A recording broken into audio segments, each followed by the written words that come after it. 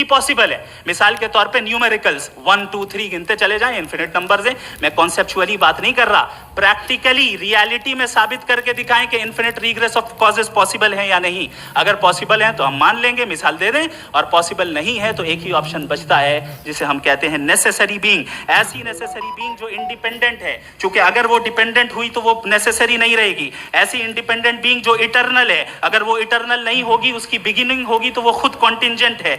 ऐसी बीइंग जो पावरफुल है, क्योंकि कॉन्टिंजेंट को एक्चुअलाइज करने के लिए पावर चाहिए। ऐसी बीइंग जो इंटेलिजेंट है और नॉलेजेबल है, क्योंकि ये यूनिवर्स स्पेसिफिक फॉर्म और स्पेसिफिक लॉज ऑफ नेचर के तहत प्रिसाइजली चल रहा है। Thank you. थैंक यू मुफ्ती साहब। मैं इन दलीलों के बाद जावेद अख्तर साहब से गुजारिश करूंगा, आप बैठ के बोलना चाहेंगे या बाहर? जी।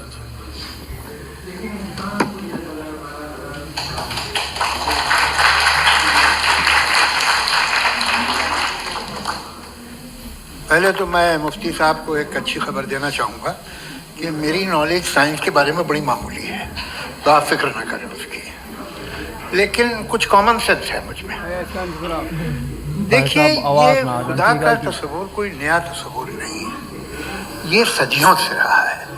ये कुछ रिलीजन 3000 साल पुराने होंगे, 4000 साल पुराने होंगे, लेकिन इंसान कोई 10,000 12,000 साल से एग्जिस्ट करता है होमो सेपियन की शक्ल में, और हमेशा कुछ ना कुछ मजहब रहे। ये मजहब जाहिलों के नहीं थे, ये मजहब एक ऐसी ग्रीक सोसाइटी के थे जहाँ बड़े बड़े फिलोसफर पैदा हुए। ये मजहब इजिप्शियंस के थे जिन्होंने पिरामिड्स बनाए थे। ये रोमन्स के थे कि जिनका आर्किटेक्चर और सेनेट यानी पहली बुनियाद डेमोक्रेसी की, लिमिटेड थी मगर डेमोक्रेसी थी, ये उन लोगों ने किए थे। तो इनका जो जुपिटर था, रा था, ज़्यूस था, उन्हें उस पर इतना ही एतमाद था जितना आज किसी मजहबी आदमी को अपने खुदा पे होगा। क्रिश्चियनिटी आने से पहले यूरोप में एक मजहब था, जर्मेनिक रिलीजन। उसका एक खुदा था, उसकी एक बीवी थी, उसके 2 बेटे थे, एक बेटी थी। फिर जर्मनी में जब यूरोप में क्रिश्चियनिटी आई तो वो खुदा, उसकी बीवी और पूरे ख़ानदान चला गया। तो अगर हम हिस्ट्री देखें तो खुदा जो है वो ज़्यादातर फ़ानी है, वो हमेशा रहे नहीं। और वो जो लोग इन्हें मानते थे उनको आप कहें वो तो जाहिल थे, उन्हें तो कुछ पता ही नहीं था, ऐसा नहीं है। वो अपने वक्त में बड़े काबिल लोग थे और अपने वक्त में उन्होंने बड़े बड़े काम किए हैं, फिलोसफर्स थे, साइंटिस्ट थे, लेकिन उनका मजहब कहाँ गया, उनके खुदा कहाँ गए? आज जो खुदा हैं दुनिया में लोग उन्हें मानते हैं। आपको क्या मालूम कि कितने बरसों के बाद क्या होने वाला है? हम यूरोप में देखते हैं तो चर्च खाली हैं। तो वक्त के साथ चीज़ें बदलती हैं। जहाँ तक इसका ताल्लुक है मजहबों का, हर मजहब आपसे एक चीज़ मांगता है, फेथ। ये फेथ क्या चीज़ होती है? What is the difference between faith and belief? ये तो बहुत ही अहमखाना बात होगी कि कोई आदमी कहे साहब अगर खुदा है तो मुझे दिखाइए। ये तो जाहिलाना बात हुई। मैंने तो नॉर्थ पोल नहीं देखा है, मगर मैं मानता हूँ कि नॉर्थ पोल है। मैं क्यों मानता हूँ? इसलिए कि अगर ये दुनिया राउंड है तो उसका कोई टॉप होगा। कुछ लोग हैं जो वहाँ गए भी हैं, कॉमन सेंस कहता है कि ऐसा होगा, सबूत है, गवाह है, रीजन है। तो ये मेरा फेथ नहीं है। तो फेथ में और बिलीफ में डिफरेंस क्या है? जो मजहब मांगता है आपसे, हर मजहब फेथ मांगता है। फेथ का मतलब ये है कि ना कोई गवाह हो, ना कोई सबूत हो, ना कोई रैशनल हो, ना कोई लॉजिक हो, ना कोई प्रूफ हो, मगर तुम एक बात को मानो। ये है फेथ। वरना बिलीफ होता। अगर इसमें कुछ भी सबूत होते, गवाह होते, तो फिर इसे आप बिलीफ कहते। जैसे मेरा बिलीफ है कि नॉर्थ पोल है, मेरा फेथ थोड़ी है। फेथ इन तमाम शर्तों को रद्द करता है। तो फिर स्टुपिडिटी क्या है? अगर मैं एक बात ऐसी मानूं जिसकी ना कोई लॉजिक है, ना कोई रैशनल है, ना कोई प्रूफ है, ना कोई गवाह है, ना कोई सबूत है और मैं उसे मानूं, तो ये स्टुपिडिटी हुई। इसे ही भाई कल को मैं यकीन कर लूं कि एलॉन मस्क जो है मेरा भाई है, तो मुझे इंतहाई खुशी होगी, सुकून भी बहुत मिलेगा मुझे। लेकिन और कहे भाई क्यों मानते हो, क्या सबूत है भाई, वो तो अमेरिकन है और तुम तो इंडियन हो, वो तो नस्ल अलग है, तुम्हें कभी मिले भी नहीं। साहब देखिए मेरा फेथ है, इस पे बात न किया। फेथ का मतलब ही यह है कि आप प्रूव नहीं कर सकते। अगर आप प्रूव कर सकते हो तो फेथ की जरूरत ही नहीं, फिर तो आप बात करेंगे, आप कितनी बहस कर लीजिए। अल्टीमेटली दुनिया का हर मजहब फेथ पे टिका है, और फेथ का मतलब है एक ऐसा यकीन जिसका कोई सबूत, कोई गवाह, कोई प्रश्न नहीं। अब आप ये कहें, क्या आप ये क्यों कह रहे हैं कि साहब ये कायनात किसने बनाई?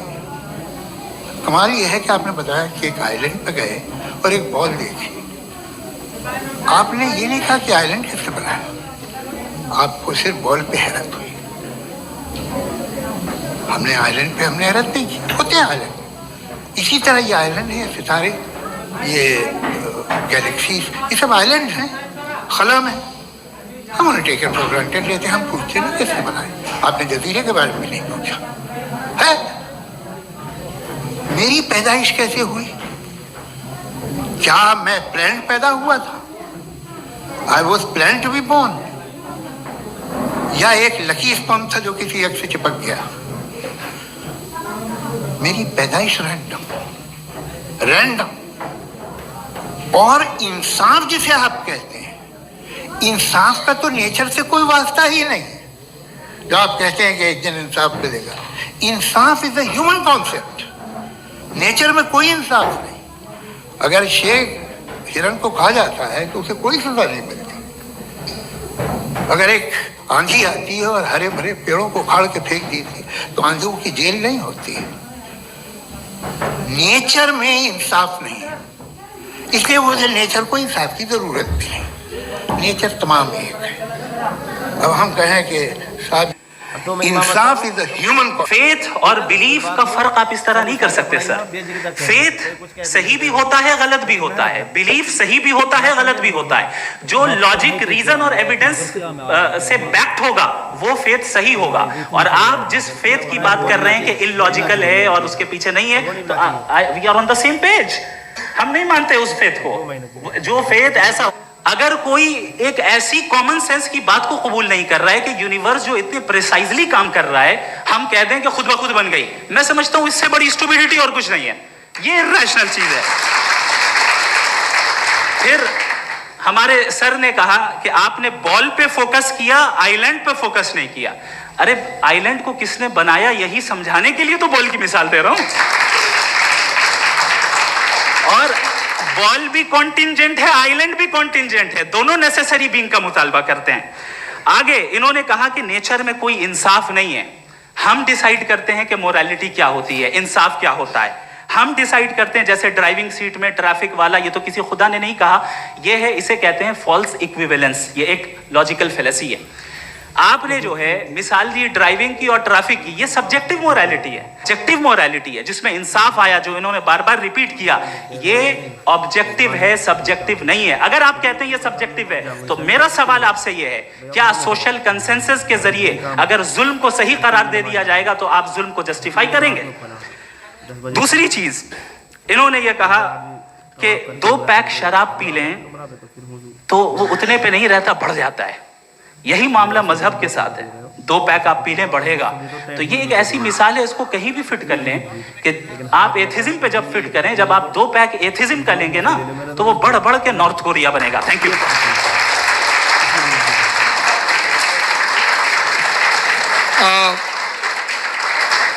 फर्स्ट राउंड के रिबटल के लिए मैं जावेद साहब को इनवाइट कर रहा हूं। आपके पास 7 मिनट का वक्त है, रीसेट कर दीजिएगा प्लीज। मुझे इस बात की खुशी है कि मुफ्ती साहब ने भी मान लिया कि नेचर में कोई इंसाफ नहीं है। तो कोई भी चीज़ जो इंसान ने नहीं बनाई है उसमें इंसाफ नहीं होता है। एक बात मैं आपसे अर्ज करूँ, जरा पता लगा लीजिएगा, ये जो आप बाग में जाते हैं बेहद खूबसूरत फूल देखते हैं ना, इनमें से कोई नेचुरल नहीं है। ये सारे फूल क्रॉस करके बनाए गए हैं। जो जंगल में फूल होते हैं नहायत मामूली होते हैं, ये फूल इंसानों ने बनाए हैं। जो आप बाग में देख के वाह वाह कहते हैं, ये इंसानों के बनाए हुए डिफरेंट फूलों को क्रॉस करके, डेवलप करके, फिर क्रॉस करके इस तरह से बनाए गए नेचुरल फ्लावर नहीं। किसी जंगल वीरान में जाके आप गुलाब के फूल नहीं देखेंगे। ये सब बनाए हुए इंसान ने, बहुत से काम इंसान ने किए हैं। बाकी है कि आपने मेरी एक बात का जवाब नहीं दिया, जिससे मुझे शिकायत है कि फेथ क्या है और आप फेथ मांगते क्यों हैं मुझसे? आप तो लॉजिकल हैं, आपके पास तो सारे रैशनल्स हैं, आपके पास सारे सबूत हैं, तो आपको फेथ की डिमांड क्यों करते हैं कि भाई तुम सरेंडर कर दो और सवाल मत करो? कोई मजहब सारे सवाल करने की इजाजत नहीं देता है और मना करता है कि ज्यादा सवाल ना करो, बह जाओगे तुम। आप क्यों रोकते हैं? हकीकत यह है कि इंसानी तारीख क्या है। इंसानी तारीख ये है कि दुनिया में दो तरह के लोग हुए हैं। एक वो जिन्होंने अपनी लाइल्मी की परस्तिश की है, दूसरे वो जिन्होंने अपनी इग्नोरेंस या लाइल्मी से झगड़ा किया है और मालूम किया है कि क्या है। ये जो आप कह रहे हैं, आज आप हैरान हैं कि भाई ये यूनिवर्स कैसे बनी। लोग हैरान थे कि सूरज डूबता है तो इधर से कैसे निकलता है। और आप एक कदम जाके हमेशा का मानने को तैयार है, एक कदम पीछे ही मान जाइए। भाई आप इसके बाद जाते हो, कहते सवाल ना करना कि ये कहां से आया, ये पावर तो हमेशा से हमेशा रहेगी। तो आप यूनिवर्स के बारे में मानने में क्या तकलीफ है? एक कदम पहले रुक जाइए। ये हमेशा से थी या नहीं थी, हमें मालूम नहीं है। और ये कहना कि हमें मालूम नहीं है, कमाल ये है कि दुनिया के सारे मजहब सब जानते हैं ये दुनिया कैसे बनी थी, कैसे मिटेगी, मरने के बाद क्या होगा, इनको सब इल्म है। इनको किसी को डायनासोर होते थे पहले ये नहीं पता था, किसी को नहीं पता। किसी भी दुनिया की मजहबी किताब में डायनासोर का जिक्र नहीं है। लेकिन बाकी सब बातें, how to make universe in 4 easy lessons and बाकी सब पता है। जिसको सब पता है वो गड़बड़ है। हम में ये इंकिसार, ये ह्यूमिलिटी होनी चाहिए कि हम ये कहें कि हमें ये बहुत सारी बातें नहीं मालूम, लेकिन हम उनकी परस्तिश न करना, अपनी लाइल्मी को की परस्तिश न करें, हम उसे पता लगाने की कोशिश करें। जिस दुनिया में आप बैठे हैं सर, ये हॉल जो है, ये इलेक्ट्रिसिटी जो है, ये माइक जो है, जिस हवाई जहाज से आप आए थे, वो जिस कार से आप यहाँ आए, ये सब उन लोगों की बनाई हुई है जिन्होंने सवाल किए थे। ये दुनिया जिसमें आप आज आराम से हैं, ये उन लोगों की बनाई है कि जिन्होंने सवाल किए थे। और हर स्टेज पे इन सवालों को मकरूह कहा गया था, गलत कहा गया था। आप जरा तारीख पढ़िए, एक बड़ी दिलचस्प किताब है बर्ट्रैंड रसेल की, जिसमें उसने रिलीजन एंड साइंस कि कब से रिलीजन जो है साइंस के अगेंस्ट है। और हद तो यह है कि भाप के इंजन के खिलाफ थे, स्टीम इंजन के भी खिलाफ थे, वो फतवे हुए उन पे, वेटिकन ने दिए। तो ये हमेशा, अभी जैसे ही ये राइट विंगर आते हैं अमेरिका में पावर में, तो वो जो अपना ये क्या बोलते हैं उसे, सीड क्या बोलते हैं, सीड क्या जो, हाँ नहीं सीड जो होते हैं जिसपे जी नहीं भाई, वो जो ह्यूमन बॉडी के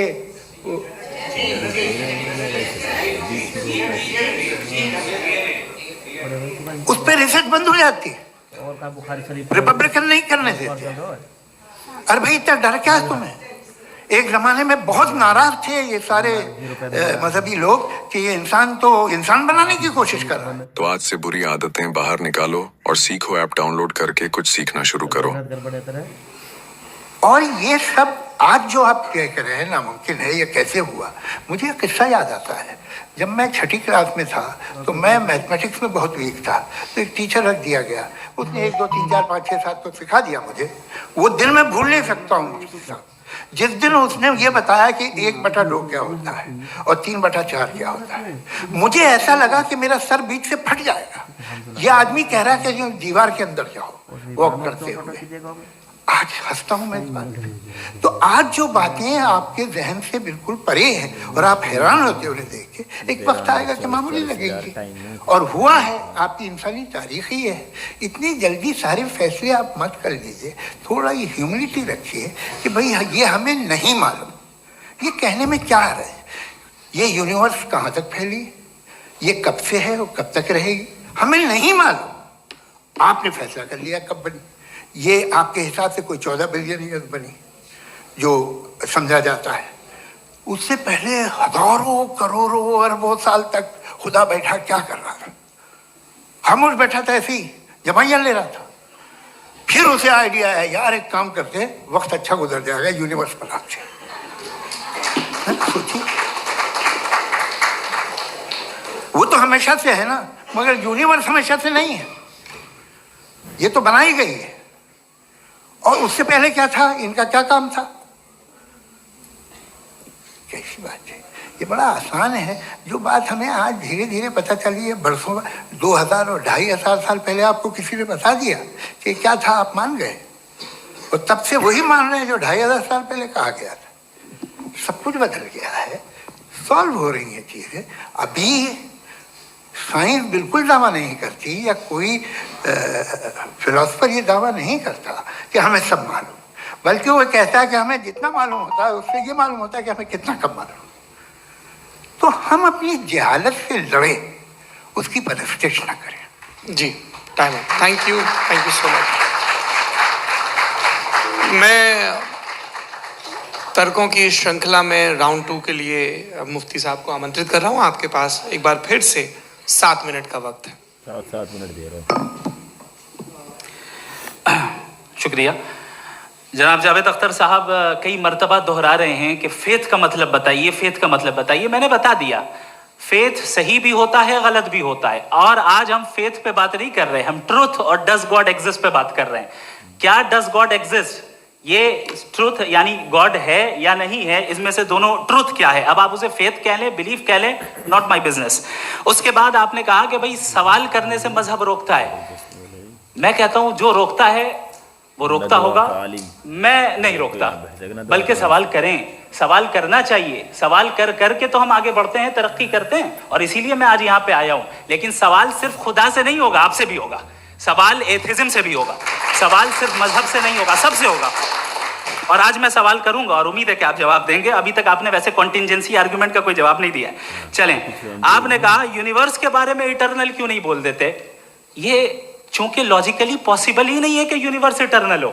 यूनिवर्स एक कॉन्टिंजेंट चीज है जो टाइम एंड स्पेस के पाबंद है, टाइम एंड स्पेस से बाउंड है। जो टाइम एंड स्पेस से बाउंड होगा वो कॉन्टिंजेंट होगा, जो कॉन्टिंजेंट होगा वो उसकी बिगिनिंग हुई होगी, जिसकी बिगिनिंग हुई होगी वो इटर्नल नहीं हो सकता। ये तो कॉमन सी बात है। आपने कहा कि किसी मजहबी किताब में डायनासोर का जिक्र नहीं है। अफसोस कि आज तक किसी मैथमेटिक्स के किताब में मुझे डायनासोर का जिक्र नहीं मिला। तो इसका मतलब मैथमेटिक्स की किताब बेकार है? नहीं, उसका वो टॉपिक नहीं है। रेवलेशन का और मजहबी किताबों का टॉपिक ये नहीं है कि आपको आके बताए साइकिल कैसे बनाते हैं, या आकर ये बताएं कि जो है डायनासोर कब था। वो तो मोरालिटी सिखाने आया है, गॉड के बारे में बताने आया, नॉन फिजिकल रियलिटी की हकीकत को सिखाने के लिए आया। रिलीजियन साइंस को रोकता है? नहीं रोकता। अगर रोकता है तो गलत करता है। रिलीजियन साइंटिज्म को रोकता है, जिसमें हमारे जावेद साहब मुब्तला है। साइंस और साइंटिज्म में फर्क है। साइंटिज्म ये है कि आप समझें कि साइंस और साइंटिफिक मेथोडोलॉजी ये नॉलेज को हासिल करने का वाहिद सोर्स ऑफ नॉलेज है। ये है साइंटिज्म। हम इसे रिजेक्ट करते हैं। हम साइंस को तो तरक्की करते हैं। भाई आप हमारी पूरी तारीख कर लें, पढ़ लें तो आपको पता चल जाएगा। बहरहाल ये अलग टॉपिक है। उसके बाद इन्होंने एक लफ्ज कहा, वेटिकन ने फतवा दिया। वेटिकन का फतवे से कोई ताल्लुक नहीं है, दोनों कॉन्ट्राडिक्टरी अल्फाज हैं। उसके बाद उन्होंने कहा कि भाई हमें नहीं मालूम। अगर नहीं मालूम तो क्लियरली कह देना कि नहीं मालूम है, इसमें क्या हरज है। तो वही तो मैं कह रहा हूं ना कि आप कह दें कि नहीं मालूम, लेकिन क्लेम क्यों कर रहे हैं कि गॉड एग्जिस्ट नहीं कर रहा है। आप कह दें नहीं मालूम है, हो सकता है हो सकता ना हो, लेकिन आप क्लेम कर रहे हैं। The moment you say God does not exist, this is a claim, and now the burden of proof is upon you too, जैसे हमारे ऊपर है। और क्यों है मैं बताता हूं, क्यों है ये भी मैं बताता हूं। फिलोसॉफिकली जो क्लेम होता है ना, सिर्फ ये नहीं होता कि इंसान कहे पॉजिटिव क्लेम करे और नेगेटिव क्लेम करे तो बर्डन ऑफ प्रूफ नहीं है।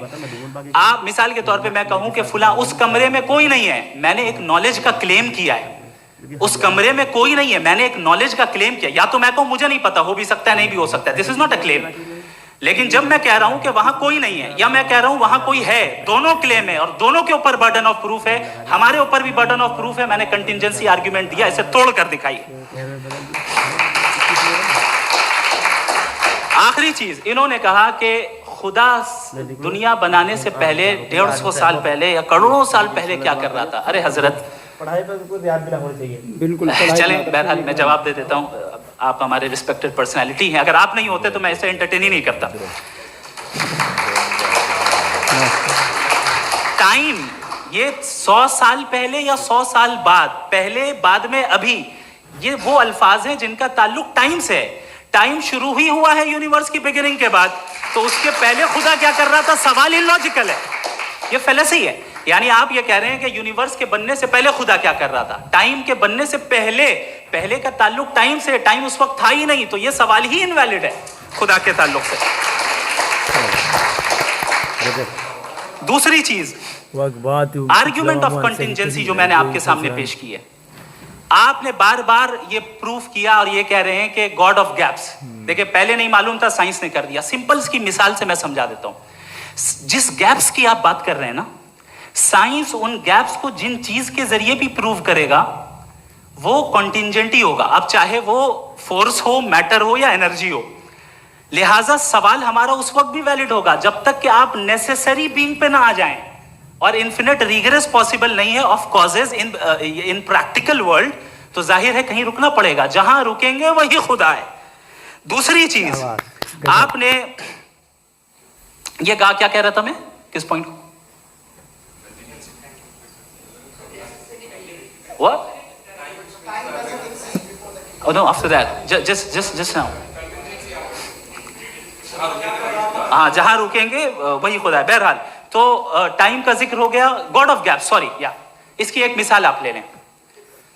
एक कार है, एक साहब ने देखा कि भाई कार जो है उसके व्हील्स कितने अच्छे लगे हुए हैं सही जगह पे, स्टीयरिंग जो है कितने अच्छे जगह पे लगी हुई है, और सीट्स कितने वेल डिजाइंड है, कितनी प्रिसाइजली ये कार काम कर रही है, तो जरूर कोई ना कोई इसे क्रिएट किया है, किसी ने क्रिएट किया है। अब जावेद साहब आए और कहे, अरे जनाब बोनेट खोलिए, इसमें इंजन है, इंजन इस कार को चला रहा है, hence prove no one has created the car. This is illogical, this is irrational. आपने इंजन के जरिए उस गैप को तो साबित किया, लेकिन क्या उससे कार की जो क्रिएशन है और उसका जो क्रिएटर है ये इम्पॉसिबल हो जाए, ऐसा पॉसिबल है? उसका सवाल खत्म हो जाए, ऐसा पॉसिबल है? नहीं। आपने गैप्स को फिल करके, कॉन्टिंजेंट चीजों से गैप्स को फिल करके हमारे ऑब्जर्वेशन को और ब्रॉड कर दिया। अब हमें और पता चल गया कि ये जो कार है इसका सिस्टम कितना ज्यादा कॉम्प्लेक्स है। पहले कम समझते थे, अब कॉम्प्लेक्सिटी और ज्यादा वाजे हो गई। अब हमें समझ में आ रहा है कि हमारी सर्टेनिटी और बढ़ गई कि जरूर इस कार को किसी ना किसी ने बनाया। यही मामला यूनिवर्स का है। साइंस हमेशा फिजिकल वर्ल्ड की चीजों को ही फिल करती जाएगी और फिजिकल चीजों से ही करती जाएगी, चूंकि एम्पेरिकल एविडेंस का ताल्लुक फिजिकल वर्ल्ड से है। आप साइंस के जरिए मेटाफिजिकल रियलिटी को कभी साबित नहीं कर सकते। ये रॉन्ग टूल का इस्तेमाल करना है। ये वही काम है कि आप मेटल डिटेक्टर से प्लास्टिक डिटेक्टर करने चलें, जो कि जाहिर है सही नहीं है। Thank you.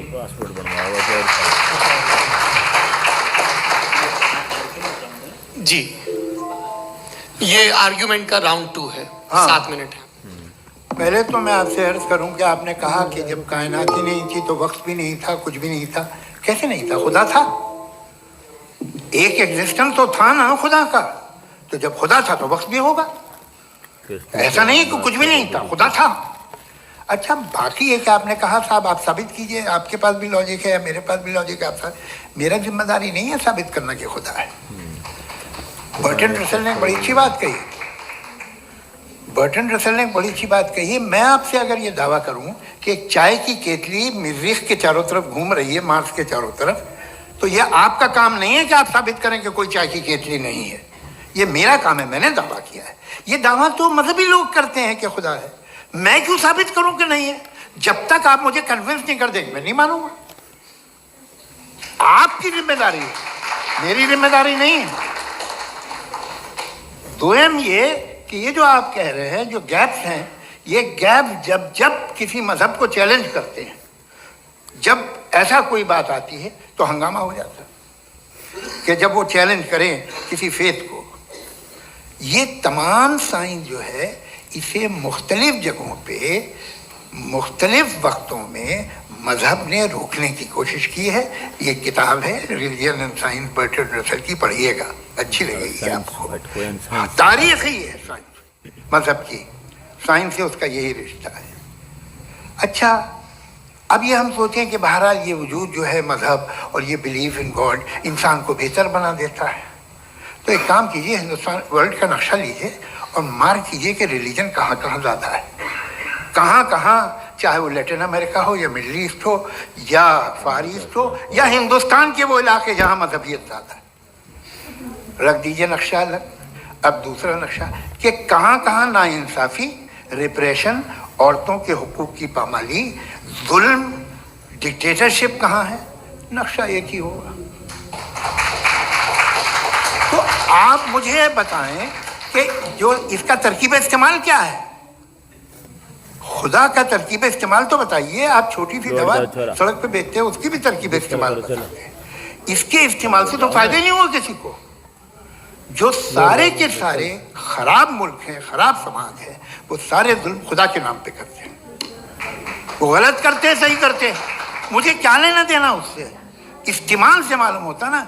एक विस्की की बोतल कभी शायद देखी हो आपने, लाल रंग की होती है, उस पर रोशनी और छपड़ा इंतहाई खूबसूरत लगती है, क्या बिगाड़ रही है किसी का, उसका इस्तेमाल गलत है, इसलिए आप उसे नापसंद करते हैं। इसका इस्तेमाल गलत है, इस तसव्वुर का इस्तेमाल ही गलत है और हमेशा से गलत हुआ।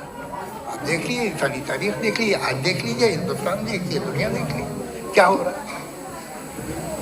इसे कैसे इस्तेमाल कर रहे हैं फेथ वाले लोग? क्या फेयर हैं, जस्ट हैं, जो अपने खुदाओं पे यकीन रखते हैं? वो किस तरह के लोग? वो लोगों को इंसाफ देते हैं, बेहतर इंसान बने। तो इस दवा का फायदा क्या है? चलो बहुत फायदा हो रहा तो मैं इस्तेमाल कर लूँगा। मुझे तो इस दवा का कोई फायदा दिखता ही। मुझे तो ऐसा लगता, मैं एक और बात बताऊं, अगर कोई आदमी मजहबी है और अच्छा आदमी है तो मैं उसकी बहुत कितना टाइम को है हमें, इसलिए कि मेरा ख्याल है मजहबी आदमी का अच्छा होना मुझसे अच्छा होने से ज़्यादा मुश्किल है। भाई हर चीज़ की एक लिमिट है। आप इतना भाग सकते हैं, इतना नहीं भाग सकते, इतना वजन उठा सकते, इतना नहीं उठा सकते, इतना दूर देख सकते हैं, इतना दूर नहीं देख सकते। उसी तरह कॉमन सेंस कहता है कि आप में नेकी का भी एक कोटा होगा। अब आप अगर सुबह जाते हैं अपनी इबादत गाह और इबादत करते हैं तो बाहर निकलते हैं तो आप ये महसूस करते हैं कि आपने एक बहुत अच्छा काम किया, आपकी नेकी का एक बहुत बड़ा कोटा खर्च हो गया जिससे किसी का कोई फायदा नहीं। मैं तो नहीं जाता हूँ तो मुझे तो किसी को खाना खिलाना पड़ेगा, किसी बेवा की मदद करनी पड़ेगी। मैं अपना कोटा कैसे कंज्यूम करूँ? आप अपना कोटा, सारे मजहबी लोग इंतहाई यूजलेस कामों में यूज करते हैं। उसके बाद भी अगर आप में बच्ची है थोड़ी सी शराफत, तो भाई वाह क्या बात।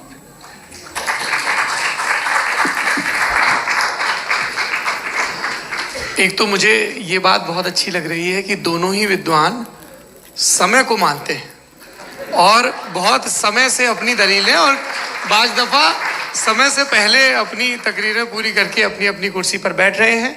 ये इस आर्ग्यूमेंट का राउंड 2 पूरा हुआ। अब रिबटल का राउंड 2 है और उसके बाद क्रॉस एग्जामिनेशन होगा। नहीं, आपका आर्ग्यूमेंट हो गया सर। हमारे यहाँ स्कूल के सिलेबस में पंच परमेश्वर कहानी पढ़ाई जाती है, प्रेमचंद जी की लिखी हुई। आप निश्चिंत रहिए, आपके कोई राउंड में मिस नहीं होने दूंगा। रिबटल का राउंड 2 मुफ्ती शमाइल नदवी साहब।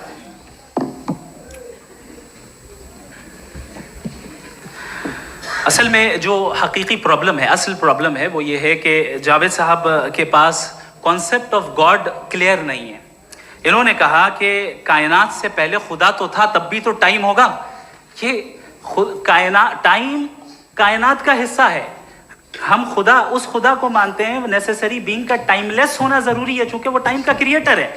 जब उसने टाइम को क्रिएट किया तो वो खुद टाइम पे कैसे होगा? उसने जब स्पेस को क्रिएट किया तो खुद स्पेस में कैसे होगा? अगर वो टाइम एंड स्पेस को पहले से ही उसका पाबंद है तो फिर किस चीज को उसने क्रिएट किया? लिहाजा ये सवाल गलत है कि खुदा था तो टाइम होगा, बिल्कुल नहीं। टाइम के पाबंद हम है, खुदा नहीं है। हम फिजिकल वर्ल्ड से ताल्लुक रखते हैं, वो मेटाफिजिकल रियलिटी है। दूसरी चीज इन्होंने मिसाल दी कि चाय की केतली हवा में घूम रही होगी, और पता नहीं शायद वो बर्टन रसल का उन्होंने हवाला दिया। बहरहाल यही प्रॉब्लम है। प्रॉब्लम यही है कि हम चीजों के दरमियान डिफरेंशिएट नहीं कर पाते हैं। ये जो आपने मिसाल दी ये इमेजिनेशन है, और मैं जो साबित कर रहा हूं वो लॉजिकल नेसेसिटी है। आप इमेजिन करना है तो कुछ भी करें, जुपिटर में पिंक एलिफेंट होगा, यूनिकॉर्न होगा, करें, उससे कायनात पे क्या फर्क पड़ता है? उससे आप लॉजिकल नेसेसिटी साबित नहीं कर सकते। मैं तो उस प्राइम कॉज की बात कर रहा हूं, उस नेसेसरी बीइंग की बात कर रहा हूं जिसके बगैर इस कायनात का एग्जिस्टेंस मुमकिन नहीं है। दूसरी चीज, मजहब को साइंस चैलेंज करती है वगैरह वगैरह, ये हमारा टॉपिक ही नहीं है। मैं इस पे बात करूंगा तो फिर मेरा वक्त चला जाएगा। मजहब के ऊपर चूंकि हमारी डिस्कशन नहीं है, साइंस को मजहब और बिलखुसूस मैं और हमारा वर्ल्ड व्यू कम से कम साइंस को पीछे नहीं करता है, साइंटिज्म की मजम्मत करता है। इसकी वजाहत मैंने पहले कर दी।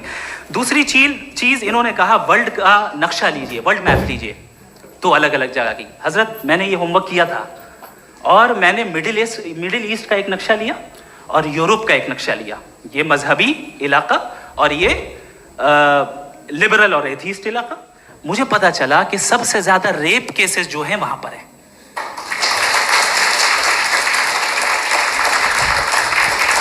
मुझे ये पता चला यूएन की रिपोर्ट के मुताबिक, मैं ये अपने घर से नहीं लेके आ रहा, कि जो वर्किंग वुमेन है यूरोपियन कंट्रीज में, उसमें 81% वुमेन सेक्सुअल हैरेसमेंट का वर्क में शुमार हो रही है। ये मिडिल ईस्ट में नहीं हो रहा है, वो मजहबी लोग हैं इसलिए नहीं हो रहा है। दूसरी चीज आपने ये कहा कि मजहबी आदमी का अच्छा होना हमारे अच्छे होने से बहुत मुश्किल है, बहुत मुश्किल है। तो इसका मतलब यह है कि गॉड के अलावा आपके पास अच्छे और बुरे का कोई स्टैंडर्ड है। मैं चाहूंगा कि कन्वर्सेशनल स्टाइल वाली डिस्कशन और सेगमेंट पे इसी पे बात कर लेते हैं। Thank you very much.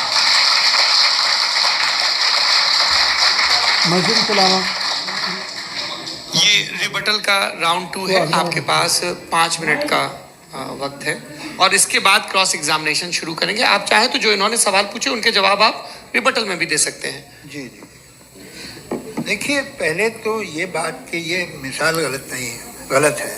इन्होंने पहले ही हमको डिसार्म कर दिया। कह लिया अकल से मामला सॉल्व नहीं हो सकता, लॉजिक से आप पहुंच नहीं सकते। ये एक मेटाफिजिकल चीज़ है। मेटाफिजिकल अजीब सा लफ्ज़ है, ठीक से किसी को माने नहीं मालूम इसके, तो ऐसा लगता है कुछ बड़ी चीज़ है। अरे भाई, क्या होता है मेटाफिजिकल, बताओ, खड़ी हो। ये एक लफ्ज़ है जो कहीं भी इस्तेमाल हो जाता है।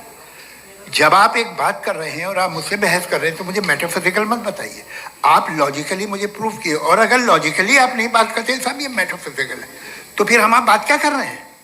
मेरा आपका कहना कि वक्त पहले नहीं था, तो फिर क्यों कहते हैं ये हमेशा से हमेशा रहेगा? हमेशा वक्त है, तो आप कैसे कहते हैं वो हमेशा से है और हमेशा रहेगा? हमेशा का मतलब है कोई वक्त। अगर वक्त ही नहीं है तो हमेशा कैसे? बाहर वो रहेगा। अब मैं ये देखता हूँ, आपने कहा ना कि वहाँ रेप ज़्यादा होते हैं, तो हम एक बात देखते हैं कि दुनिया जिस पे वो कादर मुतलक है, जिसकी मर्जी के बगैर पत्ता भी नहीं हिलता, ओमनीपोटेंट है, ये दुनिया चल कैसे रही है?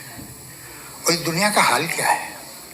45,000 बच्चे जो 10 साल की उम्र से कम थे वो गाजा में मरे। भूख से काला हांडी में बच्चे मरते हैं और डिप्थेरिया से मरते हैं। डिप्थेरिया अजीब मर्ज है, गले में जाली बनना शुरू होती है, बच्चा नीला हो जाता है, गरीब का बच्चा, इसलिए कि उपास इलाज में।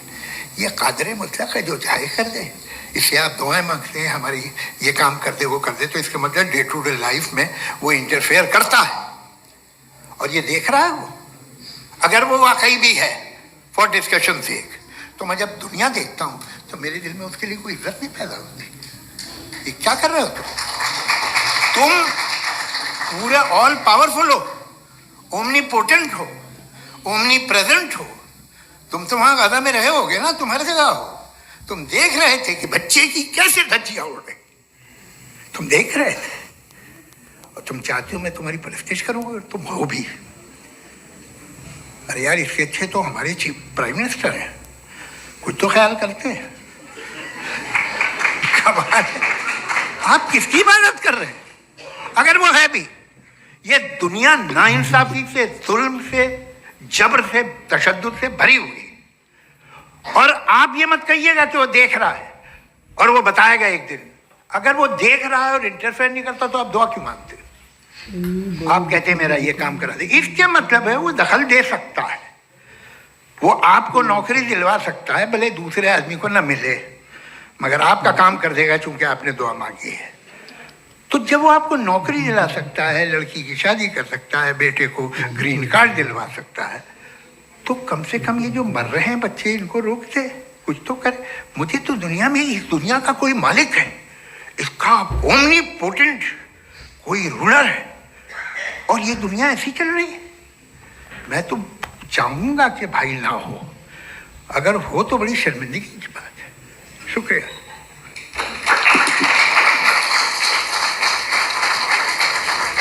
देवियों और सज्जनों, इस बहस के 2 राउंड और 2 रिबटल पूरे हो चुके हैं।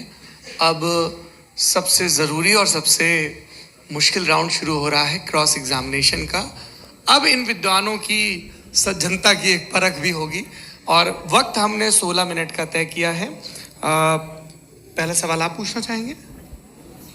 जी बिल्कुल। पहले बोले भी आप माइक ले लीजिएगा हाथ में, नीचे से होना चाहिए। जी मैं बोलता हूँ, ये डायस हटा सकते हैं क्या हम थोड़ा क्विकली? डायस पीछे कर दीजिए बस थोड़ा सा, है, ताकि ये जो दाएं बाएं लोग बैठे हैं, इसे हटा ही दीजिए। अब हम वहां तो जाने वाले नहीं, आराम से आराम से दोनों तरफ से हटा दीजिए।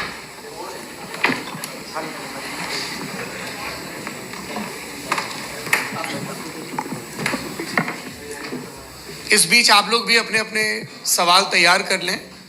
ये ध्यान रखेंगे कि मैं यहाँ से सवाल लूँगा, आप लोगों को अपना हाथ ऊपर करना है, अपना नाम बताना है और अधिकतम 3 वाक्यों में अपना सवाल पूरा करना है। कई लोग सवाल की जगह भाषण देने लगते हैं, उससे आज बचना है। जी मुफ्ती साहब, पहला सवाल आपका, 16 मिनट है, हम दोनों लोगों के सवाल लेंगे। जी जी बहुत शुक्रिया। आपकी जो अभी बात हुई बहुत अहम थी, मैं इसको चाहूँगा कि आगे डिस्कस करूँ, लेकिन चूँकि अभी ये वो सेगमेंट है क्रॉस एग्जामिनेशन, तो सबसे पहला सवाल आपसे ये है कि जो मैं इतनी देर से कॉन्टिंजेंसी आर्ग्यूमेंट आपको बता रहा था, ये अकल से ही बता रहा था हजरत, आप ये बताएं कि आप इन्फिनिट रिग्रेस ऑफ कॉजेस को पॉसिबल मानते हैं या नेसेसरी बीइंग के एग्जिस्टेंस को सही समझते हैं? चूंकि 2 ही ऑप्शन हो सकता है, आप ये बताएं। देखिए, आपको मैं ईमानदारी से बात करूँ, एक तो मैं कॉन्टिजेंसी वर्ड ठीक से समझता नहीं, और इस वक्त भी जो आपने अंग्रेजी के अल्फाज इस्तेमाल किए वो ज़रा थोड़े से मुझे डिफिकल्ट और कॉम्प्लिकेटेड लगे, तो आप ज़रा सिंपल ज़बान में सवाल कर सकते हैं? बिल्कुल कर सकता हूँ। यूनिवर्स की हर चीज कॉन्टिंजेंट होने का मतलब यह है कि वो अपने एग्जिस्टेंस में किसी के ऊपर डिपेंडेंट है। जो भी चीज डिपेंडेंट होगी वो चीज इंडिपेंडेंट नहीं हो सकती, तो उसका कोई ना कोई कॉज होगा। तो अब आप क्या समझते हैं कि ये इन्फिनिट रिग्रेस है, यानी कॉज पर कॉज, कॉज पर कॉज, कॉज पर कॉज, और कभी कोई यानी ये एंडलेसली चलता रहा? क्योंकि अगर ऐसा होगा तो हम तो एग्जिस्टेंस में आते ही नहीं। लॉजिकली ये मुत्तफक अलैह चीज है, मुत्तफक अलैह अग्रीड अपॉन। ओके, इस पे हमने एग्री किया था कि मुश्किल शब्द आएगा तो अर्थ बताना पड़ेगा। तो इन्फिनिट रिग्रेस तो पॉसिबल नहीं है, तो कहीं ना कहीं आपको रुकना पड़ेगा ऐसे नेसेसरी बीइंग पर। नहीं, कोई जरूरत नहीं रुकने की, किसने कहा रुकना पड़ेगा? आप रुकते हैं खुदा पे, आप नहीं रुकते। आप कहते हैं वो हमेशा से, जब उस वक्त से है जब वक्त नहीं था। आप कहाँ रुकते हैं कि अब हुआ था वो?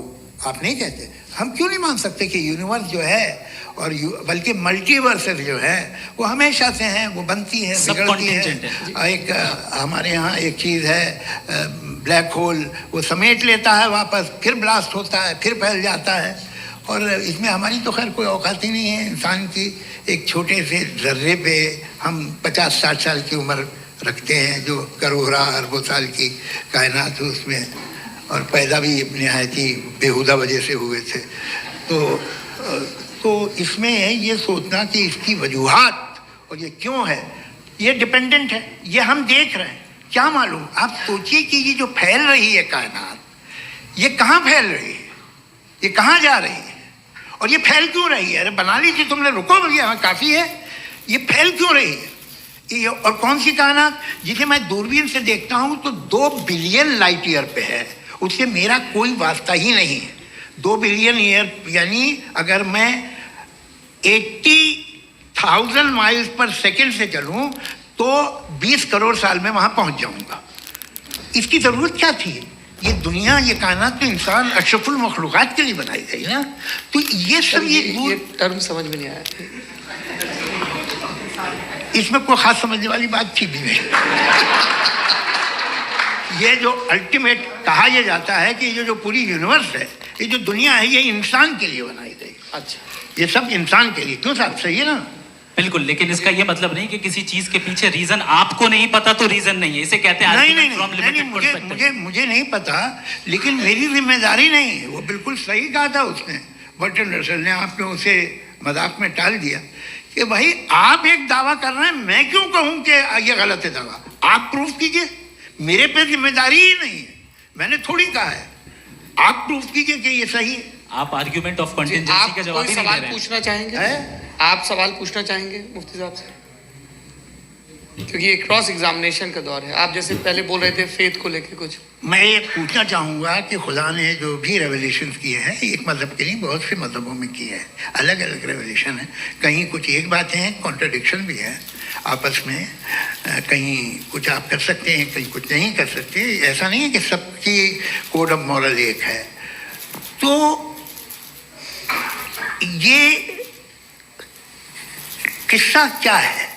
अब आप ये देखिए कि मुझे कभी कभी लगता है कि ये जो फुटबॉल फाइनल होता है, लाखों लोग होते हैं, फिर वो टीवी कवर कर करोड़ों लोग, अगर उसमें खुदा की एक बूमिंग आवाज आ जाती, मैं गॉड हूं, तो सारे लोग अभी सुन लेते और टीवी पे भी सुन लेते, किस्सा खत्म होता। ये इतनी राजदारी क्या है कि तुम सामने कुछ तो सबूत दे दो हमें सॉलिड। ये कह साहब ये यूनिवर्स कैसे बनी, इससे मसला क्या हल होगा? मैं पूछूंगा आपसे खुदा कैसे बना? क्यों नहीं पूछूंगा कैसे बना? बल्कि वो तो कायनात से कहीं ज्यादा इंटेलिजेंट है, कायनात से कहीं ज्यादा कॉम्प्लेक्स। जी वो हमेशा से है। आप कहेंगे मैं मान लूंगा। अच्छा, दोयम वो कादिर मुतलक, यानी कादिर मुतलक का मतलब ओमनीपोटेंट, वो जो चाहे कर सकता है। आपको नौकरी दिलवा सकता है, आपकी अच्छी जगह शादी करवा सकता है, आपके पड़ोसी का मुकदमा हरवा सकता है, आपको जिता सकता है, सब काम करता है। थोड़ा सा माइक क्लोज जी। वो इस दुनिया को चला कैसे रहा है? ये दुनिया कैसे चल रही है? आपको इस पे हैरत नहीं होती? या कयामत के बाद कभी एक जस्टिस होगा, जब ये बच्चा मर चुका होगा, जिसकी धज्जियां उड़ गई बम से, इसको इंसाफ मिलेगा तब? अच्छा, अब जवाब दूं? हाँ जी, मैं वही इसीलिए आप ही तरफ। सबसे पहले आपने रेवलेशन और स्क्रिप्चर्स की बात की, इस पे मैं बात कर सकता हूं, लेकिन आज नहीं करूंगा चूंकि वक्त कम है। कभी और इस पे डिस्कस करेंगे, मैं तैयार हूं उस पे भी बात करने के लिए। ये अभी से राउंड 2 की भूमिका तय हो रही है। Does God exist round 2? जी, चूंकि आज गॉड के एग्जिस्टेंस पे बात है, तो मैं उसी के रिलेटेड जो है आपके सवालात को एंटरटेन भी करूंगा और मैं भी पूछूंगा। आपने कहा कि आपने साबित ही नहीं किया, जबकि आर्ग्यूमेंट ऑफ कॉन्टिजेंसी बुनियादी आर्ग्यूमेंट है। आप मुझे कॉन्टिजेंसी का मतलब बताइए, आपका मतलब क्या? कॉन्टिजेंसी कॉन्टिजेंसी का मतलब यह हुआ कि हर वो वजूद जो किसी भी चीज का पाबंद है, हर वो वजूद या हर वो चीज जो अपने एग्जिस्टेंस में किसी भी चीज के पाबंद है और उससे बाउंड है, उसको उसकी जरूरत है, उस पर डिपेंड करती है, तो जाहिर सी बात है कि उसका कोई ना कोई कॉज होता है। ये तो अक्ल की बात है। ये आप रीजनिंग की बात करते हैं, मैं वही कर रहा हूं। दूसरी चीज, आपने ये बात कही कि इतने बिलियन लाइट ईयर्स दूर है, उसका मेरा क्या लेना देना। फिर मेरे ख्याल से आपको ये नहीं कहना चाहिए I think therefore I am an atheist. आपको सोचना चाहिए, सिर्फ आप एक लिमिटेड दायरे में रहकर नहीं सोचें, बल्कि बाहर निकलकर सोचें। आपने तीसरा सवाल किया, आपने 2-3 सवाल एक साथ। ऐसी बातें ना कीजिए कुत्तों को।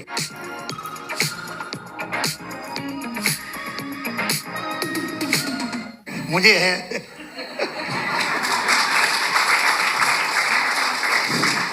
जी, आपने प्रॉब्लम ऑफ इविल के ताल्लुक से सवाल किया और बार बार आप एक लफ्ज रिपीट कर रहे हैं कि ओमनीपोटेंट गॉड है, ऑल पावरफुल गॉड है।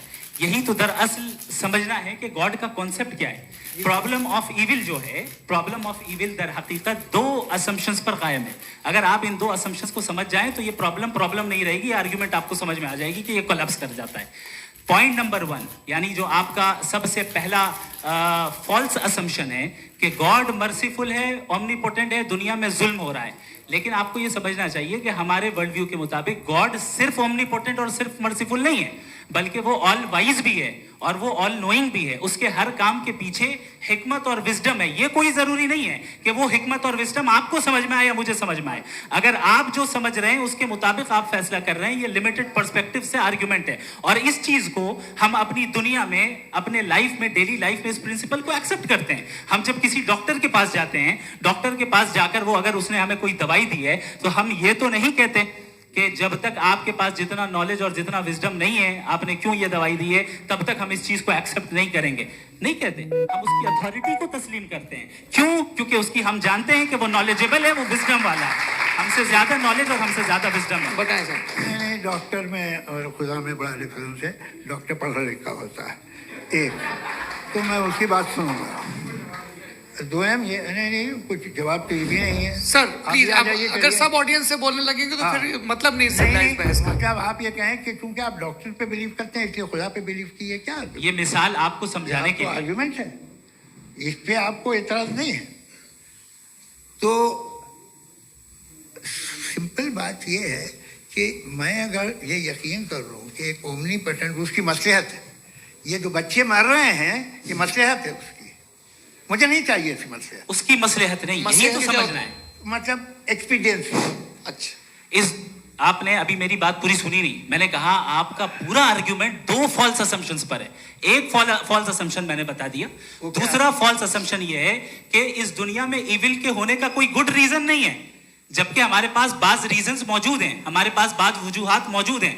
अगर इस दुनिया में इविल ना हो तो आप गुड को डिफाइन कैसे करेंगे? अगर जुल्म ना हो आप इंसाफ को समझेंगे कैसे? अगर तारीकी ना हो तो आप लाइट को समझेंगे कैसे?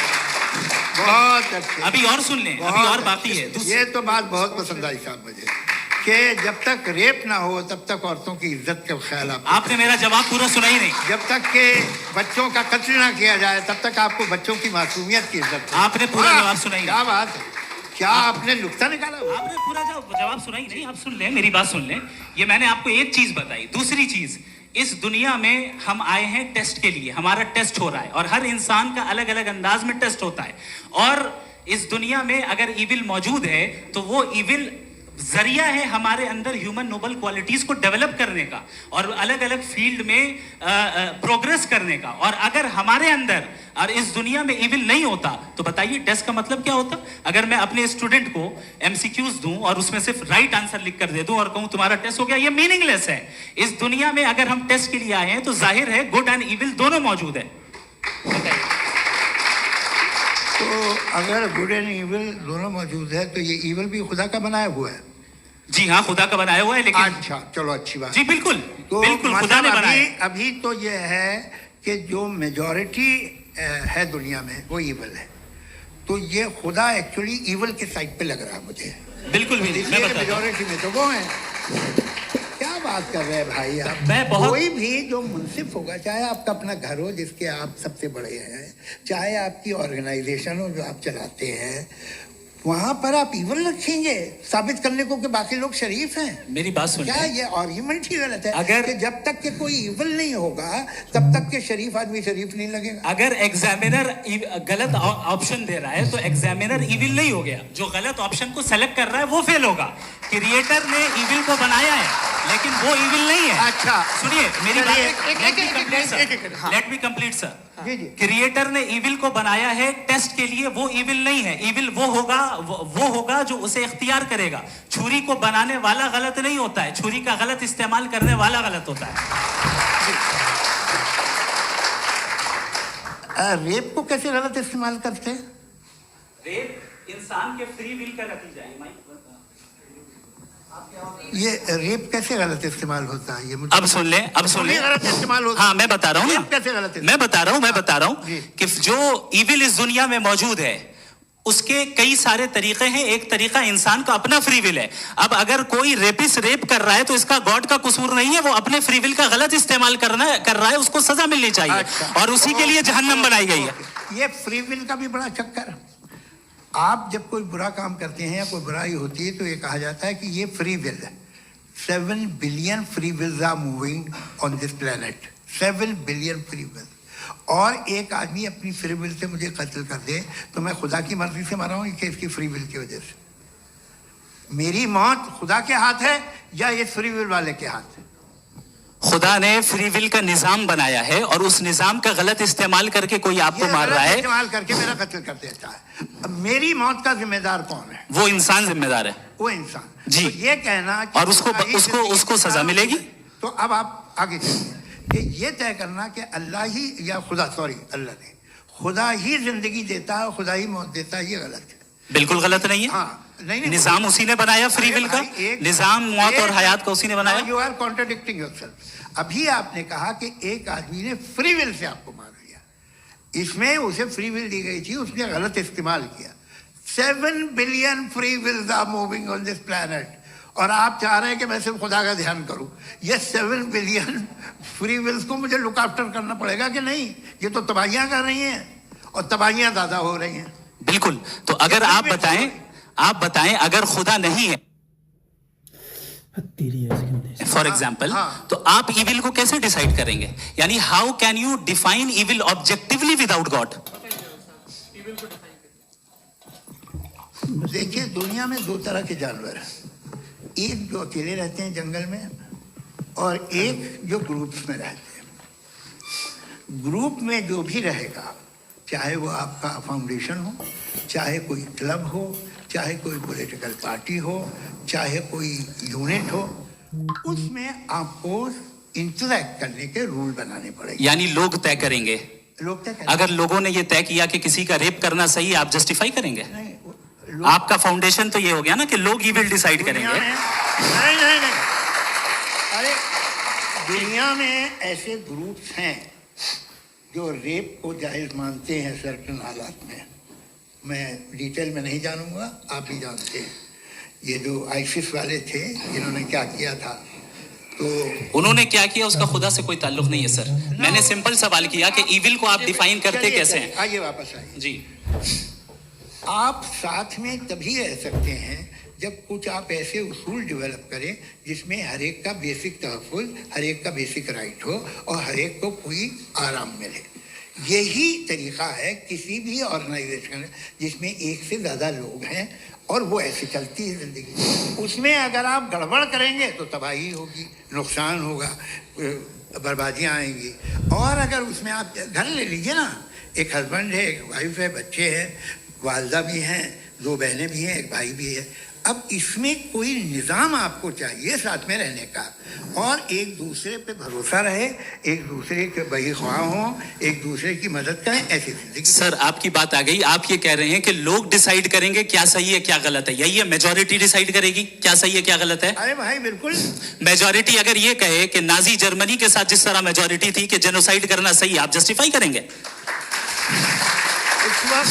उस वक्त आपका ये सवाल सिर्फ उसके बाद क्लोज कर। हाँ, उस वक्त प्लेनेट पे जो लोग थे उनमें कितने लोग हिटलर को सही समझते? अच्छा, प्लेनेट की मेजॉरिटी तय करेगी, सोसाइटी की नहीं। प्लेनेट की मेजॉरिटी गॉड के एग्जिस्टेंस को सही मानती है, आप क्यों नहीं मानते?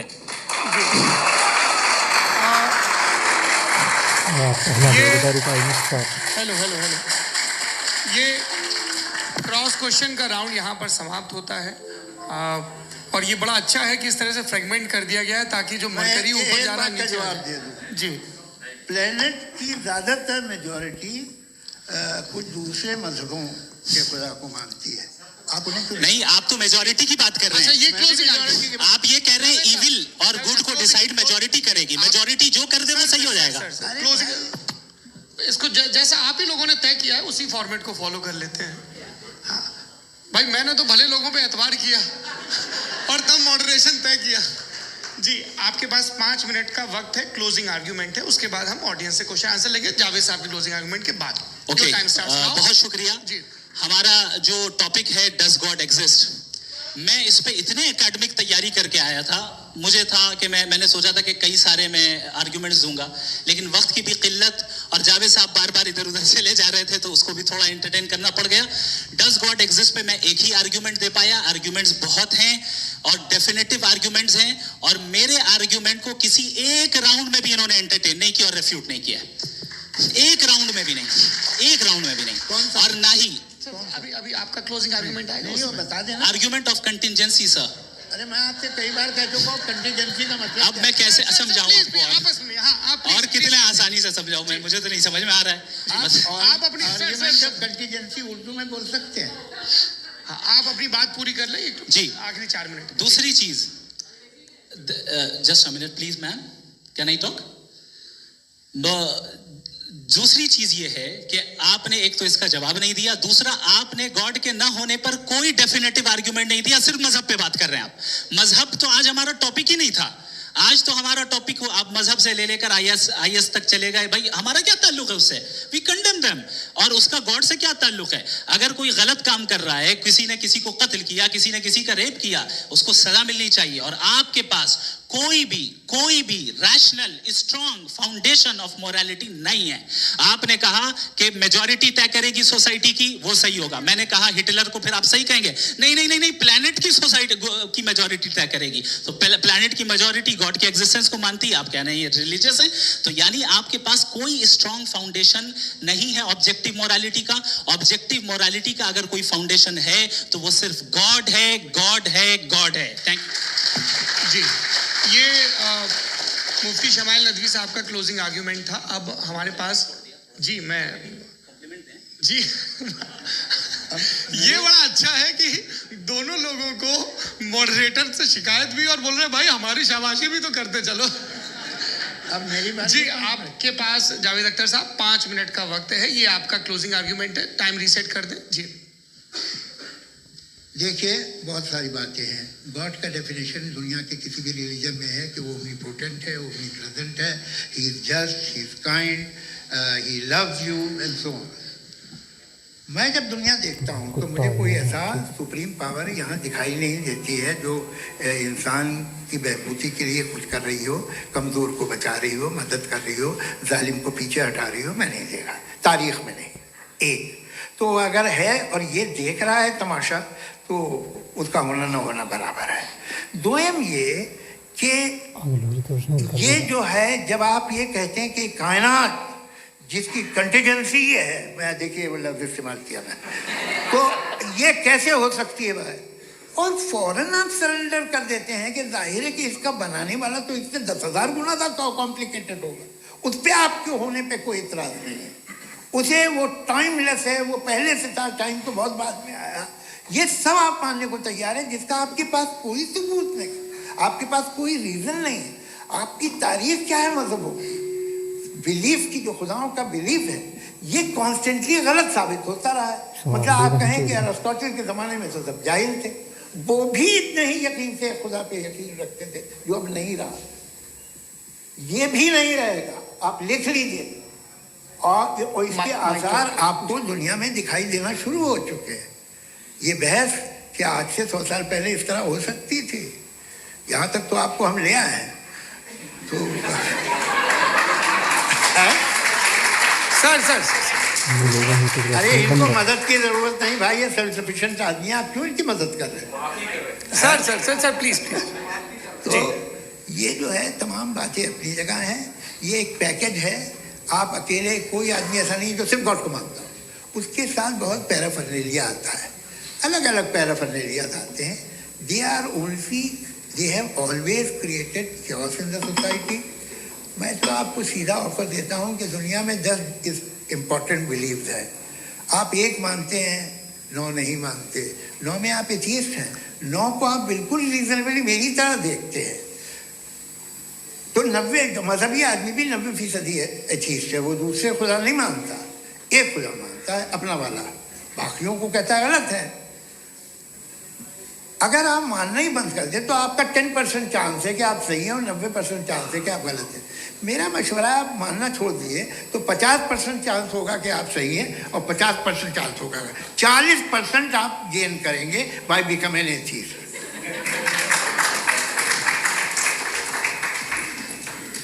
ये एक फरसूदा ख्याल है, ये ख़त्म हो रहा है। हो सकता है मेरी ज़िंदगी में ना हो, लेकिन ये हो जाएगा।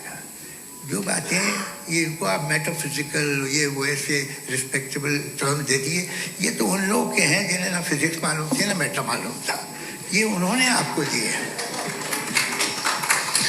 जी बहुत शुक्रिया आप दोनों लोगों का। और अब इस बातचीत का आखिरी राउंड शुरू होगा, डज गॉड एग्जिस्ट की ये बहस मुफ्ती शमाइल नदवी और जावेद अख्तर साहब के बीच।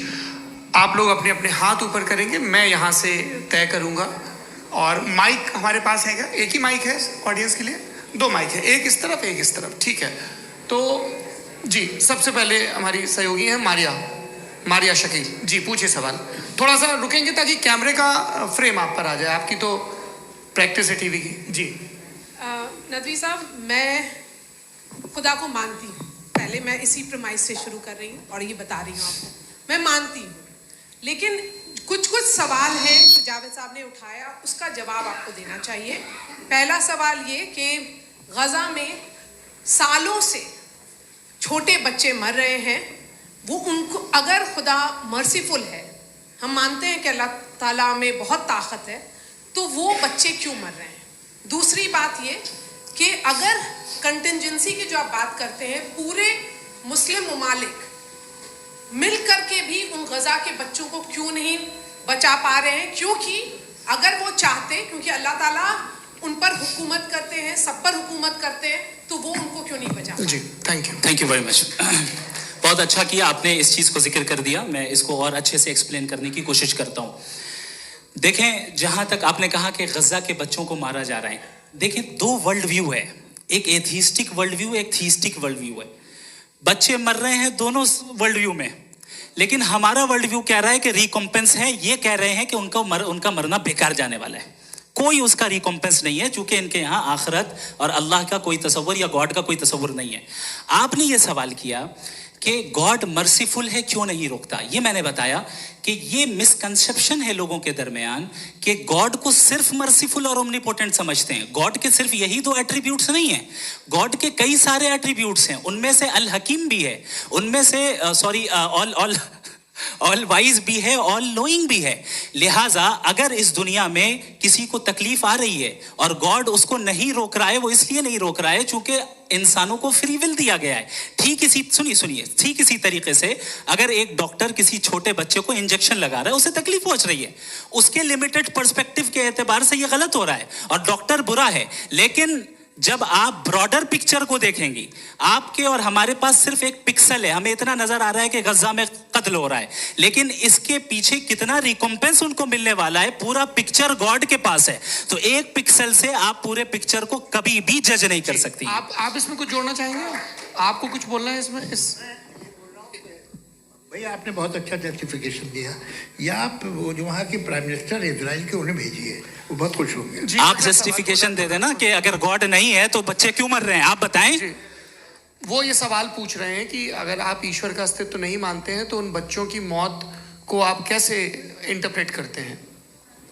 भाई ये दुनिया जो है, जो ताकतवर लोग होते हैं वो एक नाइंसाफी करते हैं। तो ये अच्छा काम है आपके नजदीक, तो नेचर नाइंसाफी पे मबनी है। अरे मेरे भाई, आप नेचर की कहाँ बात कर रहे हैं, तो इंसान की बात। तो फिर जब मैं इंसान की बात कर रहा था, आप नेचर की बात करने लग गए। क्रॉस एग्जामिनेशन नहीं। हाँ, अब आप मुझे बोलने नहीं देंगे तो अलग बात है, आप बोलिए, मुझे कोई जल्दी नहीं। जी नहीं, ये क्रॉस एग्जामिनेशन तो लेने दीजिए। जी बोलिए। क्या बात ये है कि ह्यूमन सोसाइटी तभी साथ में रह सकती है जब वो मोहब्बत से, एकता से, एक दूसरे के एहतराम करके रहे। इसके अलावा पॉसिबल नहीं, अकेले तो इंसान रह नहीं सकता। वहाँ पर कुछ लोग हैं जो फाउल करते हैं, वो फाउल हमेशा से तारीख में होता आया है। आज ये हो रहा है, जो हो रहा है बहुत बुरा हो रहा है, बहुत जालिमाना है, बहुत जाबराना है। उसको आप कहें कि ये बच्चों को कॉम्पनसेशन मिल जाएगा या इसकी इंजेक्शन है, इंजेक्शन तो हेल्थ के लिए दिया जाता है। आप ये कह रहे हैं कि ये बच्चों की जो धज्जियां उड़ रही हैं ये इंजेक्शन है, ये टेस्ट है और उस टेस्ट में उनको ऐसा रिकॉम्पेंस मिलेगा जो आपके तस्वुर के बाहर है। ये आप 3 बरस के बच्चे को बारूद से उड़ा के टेस्ट ले रहे हैं। वाह, वो नहीं ले रहा है, खुदा नहीं उड़ा रहा है, इजराइल उड़ा रहा है। जी, ये तो उसको कंडेम अगला सवाल लेते हैं प्रोफेसर पुरुषोत्तम अग्रवाल। मुफ्ती साहब, एक निवेदन आपसे है कि कम से कम थोड़ा सा माइक क्लोज एक रिलीजियस और फिलोसफिकल कर मैम प्लीज। एक रिलीजियस और फिलोसफिकल ट्रेडिशन है जो ब्रह्मांड को यानी यूनिवर्स को ही अंतिम मानती है। सर्वम खलु इदम ब्रह्मम, this is Chandogya Upanishad. It completely rules out the existence और नेसेसिटी, आपके शब्दों में necessity of a creator. The creation itself is the creator. दुनिया भर के पापों और अत्याचारों को बर्दाश्त करना शामिल है। तो फिर इसका मतलब ये हुआ कि अगर मैं फ्री विल से उसको अपोज करता हूं तो ईश्वर की विजडम और मेरी फ्री विल में कॉन्ट्राडिक्शन है। Because when I am opposing whatever is happening in Gaza, then I am opposing the God's will और गॉड्स विजडम। जवाब लेते हैं तो गॉड की विजडम, एक मिनट सर प्लीज सर, ये एक जुमला, गॉड की विजडम है कि गाजा में जो कुछ हो रहा है वो हो रहा है, मैं उसका अपोज कर रहा हूं, तो मैं गॉड की विजडम के खिलाफ जा रहा हूं। एक सवाल। दूसरा ये नहीं आपने दो ऑलरेडी। सर आप और सवाल कर ले, लेकिन मुझे दो जवाब दे। पहले आपने ये कहा, सुनिए मेरी बात सुनिए। इजराइल के गॉड के मुताबिक तुम्हारा ठीक हो रहा है ना? नहीं हो रहा है, ठीक नहीं हो रहा है। मैं बता रहा हूँ क्या हो रहा है। आप तशरीफ रखिए, मैं बता रहा हूँ क्या हो रहा है। Let me complete please. एक सेकंड गाइस, एक सेकंड।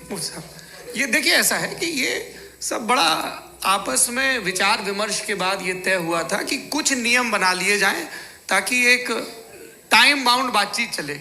और भाई साहब, आप बड़ा जरूरी काम कर रहे हैं, लेकिन कैमरे के फ्रेम में आके उस काम को गड़बड़ कर दे रहे हैं। ठीक है गुरु, अब मेरे को कहीं का गुस्सा कहीं निकालना था, सॉरी। नहीं, कोई गुस्सा नहीं है जी। तो प्रोफेसर ने सवाल पूछे, आप उनके जवाब दें। और थोड़ा ये सब लोग थोड़ा ख्याल रखें भाई, सवाल संक्षिप्त रखें जी। आपने दो सवाल किया। सबसे पहला ये कहा कि हमारे पास ये कॉन्सेप्ट है कि ये यूनिवर्स खुद नेसेसरी बीइंग है, creation itself is the creator. How irrational is this कि मैं एग्जिस्ट करूंगा बाद में, लेकिन अभी एग्जिस्ट कर भी रहा हूं, यानी एक ही टाइम में एग्जिस्ट भी कर रहे हैं, नहीं भी कर रहे हैं। This is not true. दूसरी चीज, आपने कहा कि अगर इजराइल में, सॉरी माफ कीजिएगा, Israel doesn't exist, occupied Palestine में अगर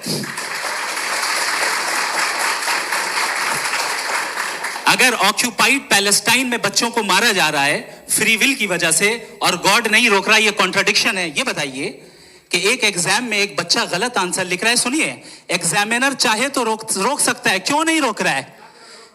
ये कॉन्ट्रडिक्शन है, ये कॉन्ट्रडिक्शन नहीं है। नहीं सर, ये आपस में ये क्या आपका सवाल? माइक दीजिए। फ्री विल दिया गया है टेस्ट के, दिया गया है टेस्ट के लिए, अकाउंटेबिलिटी के लिए। अगर फ्री विल नहीं होता तो आप कहते हैं हमें रोबोट बना दिया गया। नॉट मिसरिप्रेजेंट माय पोजीशन, आपकी जो भी पोजीशन, मैं अपनी फ्री विल के नाते, अपने ह्यूमन विजडम के नाते गाजा में हो रही अत्याचार का विरोध करता हूं। बिल्कुल करना चाहिए। आपके हिसाब से मैं गॉड की विजडम का विरोध कर रहा हूं? बिल्कुल नहीं। जो हो रहा है गॉड की, बिल्कुल भी नहीं, बिल्कुल भी नहीं। उसका वहां पर गाजा में कत्ल होना ये इंसानों के गलत इस्तेमाल का नतीजा है, फ्री विल के इस्तेमाल का नतीजा है। गॉड इसका हुक्म नहीं देता, उससे रोकता है। यही तो मसला है ना, आपके लिए कॉन्सेप्ट क्लियर? नहीं भाई, आपने तो बताया था इंजेक्शन लगाने से बच्चे को तकलीफ होती है, ये इंजेक्शन लगा। सर आप ऐसे रेटोरिक स्टेटमेंट दें तब तो कोई मसला नहीं समझते रहेंगे। This is a rhetoric statement, this is not a logical argument sir. I am sorry. आखिरी 30 मिनट बड़े मुश्किल होने वाले हैं जी। मुफ्ती साहब आगे बैठे हैं, इनको माइक दीजिए। हाँ, तरुण माइक आप अपने पास रखिए, आपको कैमरे का फ्रेम पता है जी। सबसे पहले दोनों को मुबारकबाद। एक सर अपना आप नाम बता दें। आप अमेरिका में शिकागो में रहते हैं, इतना मुझे याद है। बताया आप, यासिर नदीम अलवाजदी मेरा नाम है। जावेद सर, आपसे एक क्वेश्चन है इन्फिनिट रिग्रेस के ताल्लुक से। एक हाइपोथेटिकल सिनेरियो है, मसलन अगर आप सर माइक थोड़ा सा प्लीज क्लोज रखिए जी। अगर आप शायर इसलिए हैं कि आपके कोई उस्ताद शायर थे, और वो इसलिए शायर थे कि उनके कोई उस्ताद शायर थे, और इसी तरीके से हम माजी में पीछे चलते चलते चले जाएं और कहीं ना रुके, तो माफ कीजिएगा आप कभी शायर नहीं हो सकते। लेकिन आप शायर हैं, आपका शायर एग्जिस्ट करता है, इसका मतलब ये है कि आप कहीं ना कहीं रुके हैं। तो मेरा सवाल ये है कि क्या आप इन्फिनिट रिग्रेस ऑफ कॉजेस को लॉजिकल फैलेसी मानते हैं या नहीं मानते? हाँ या ना? मैं इन्हें लॉजिकल फैलेसी नहीं मानता हूँ, लेकिन मेरा प्रॉब्लम यह है कि जब मैं नहीं मानता हूँ तो I will continue with this logic जो फैलेसी नहीं हो। आप एक जगह रुक जाते हैं जाके, आप कहते हैं ये गेंद कैसे बनी, ये जजीरा कैसे बना, ये समंदर कैसे बना, ये ज़मीन कैसे बनी, और अचानक गॉड पे जाके आपको ब्रेक लग जाता है। एक बार आप सवाल नहीं करते कि भाई इनको बनाने वाला तो इनसे भी कॉम्प्लिकेटेड होगा, वो कैसे बना, उसके बारे में आपने इत्मीनान कर लिया वो हमेशा से है। तो अगर आप उसे हमेशा से मानते हैं तो फिर ये मान लीजिए कि कायनात हमेशा से, क्या तकलीफ फिर हम वजूद में नहीं आते जी है?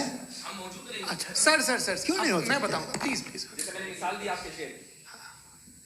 आपका शेर कभी वजूद में ना आता अगर शायर इसी तरह चलते रहते हमेशा। जी माइक मेरे ख्याल से एक सेकंड। इन्फिनिट रिग्रेस का कॉन्सेप्ट क्लियर नहीं हो पाया, ऐसे रहने दें, लेट्स मूव ऑन सर। ठीक है, हाँ थोड़ा सा मॉडरेटर का भी ख्याल रखें। नहीं आपने तो रखा है, आपने रखा है।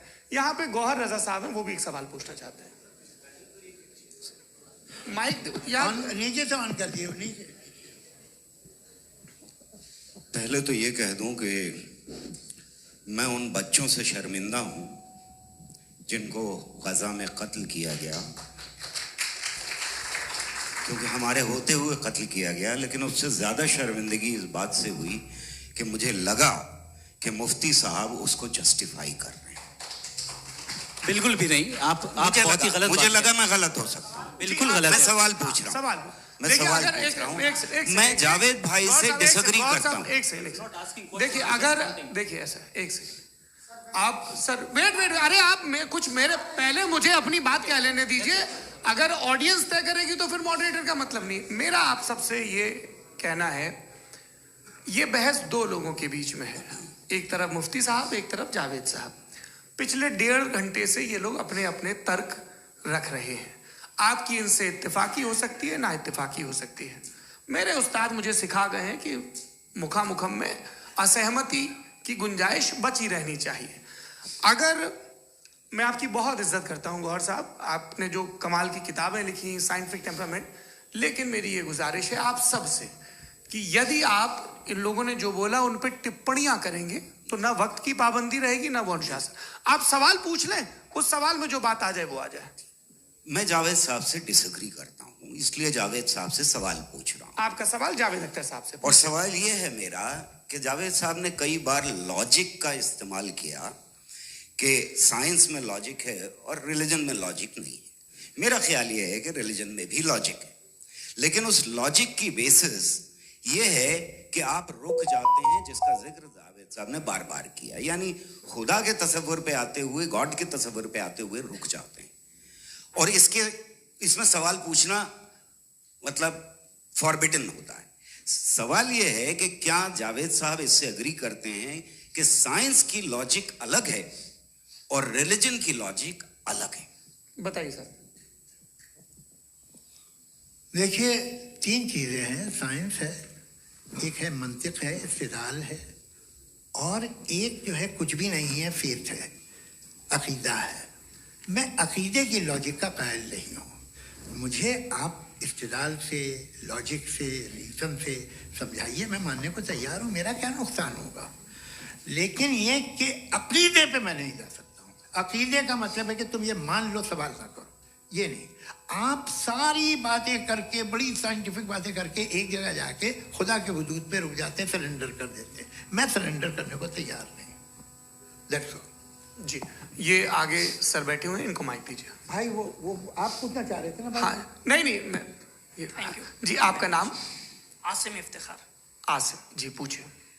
सर, जावेद सर से सवाल है कि आपने अपने क्लोजिंग माइक थोड़ा करीब अपने क्लोजिंग स्टेटमेंट में बात कही थी कि मज़हब का जो फ्यूचर है वो ज़्यादा दिन नहीं जाने वाला है। लेकिन मैं देख पा रहा हूँ कि जो ऑक्सफोर्ड यूनिवर्सिटी की एक स्टडी है 2011 में हुई है, जिसके 50 एकेडमिशियंस ने इसको अंजाम दिया था, उसमें वो ये कहते हैं कि जो फेथ इन गॉड है वो इनबिल्ट है ह्यूमन नेचर के अंदर, जिसको हम कहते हैं फितरत के अंदर शामिल है वो। और वो ये कहते हैं कि अगर कोई ये समझता है कि मज़हब को वो ख़त्म कर देगा तो ये उसकी गलत फहमी है। तो आप इसके बारे में, इस स्टडीज़ के बारे में क्या कहते हैं? ठीक है, मैं उनसे एग्री नहीं करता हूँ। वो कौन से प्रोफेसर होंगे? ऐसा इनके पास डेटा है, इन्होंने डेटा के बेस होगा। डेटा क्या हो सकता है? फ्यूचर का डेटा तो नहीं हो सकता ना उनके पास, प्रेजेंट का डेटा हो सकता है। डेटा आपने सुना 100 साल पहले का बाद का डेटा? मैंने तो नहीं सुना आज तक। तो आज उनकी ये राय है और होगी राय, ठीक है। दुनिया में तरह तरह की, देखिए वेस्टर्न यूरोप में क्या परसेंटेज है नॉन बिलीवर्स की? बहुत हाई, वहाँ चर्च खाली पड़े होते हैं। तो अल्टीमेटली तो इंसान कोई ऐसी बात बहुत अरसे तक नहीं मान सकेगा, चाहे गलत या सही, जो उसे उसके दिमाग को, उसके जहन को, उसके लॉजिक को अपील न करे। वो कह रहे हैं तो ऑक्सफोर्ड के होंगे तो कैम्ब्रिज के होंगे, तो मुझे क्या लेना देना। उनका डेटा मुस्तकबिल का नहीं हो सकता है। जी दीपक, हाँ पूछिए। मैं आऊँगा अभी, पीछे की साइड भी आऊँगा, माइक वहीं भेजूंगा 2-3 साल के लिए। जी जावेद साहब, आपसे सवाल है। नमस्ते। अरे भाई सर, अगर आप ही लोग तय करना है तो फिर 200 लोग तय कर लें। नहीं sir, please don't do this sir. Everybody has a right sir, but we can only take selected questions. No sir, ये यंग लोग भी हैं तो इनकी ये अब उतने यंग, भाई आप यंग हैं कि नहीं है? वो कह रहे हैं वो भी यंग हैं साहब, आप उनकी नौजवानी पर दावा उनको ही करने थे। हाँ मुफ्ती साहब आप यंग, हाँ पूछे। अरे भैया सर, मेरा सवाल ये है, कुछ इनसे भी तो पूछो। जी नहीं, बस आपसे एक सवाल है। जैसे थीस्टों के पास अपने जो ईश्वर को मानते हैं उनके पास अपने सोशल गेट टुगेदर्स हैं। 5 रोज आज क्रिसमस आने वाला है, होली है, दिवाली है, ईद है। एथिस्ट क्या ऑफर कर रहे हैं? मतलब मैं इनकी दुकान से बुर में आना चाहता हूँ उस तरफ, पर मैं अट्रैक्ट नहीं हो पा रहा हूँ। मैं सोशल गेट टुगेदर्स क्या है आपके पास? वो ये कह रहे हैं कि जो धार्मिक लोग हैं, अलग अलग धर्म के लोग, उनके उत्सव त्योहार कांग्रेगेशन बहुत हैं। अब आपको मैं एक सुनाता हूँ, यहाँ हिस्टोरियन भी बैठे हैं। मृदुला जी आप बताइएगा सही है क्या?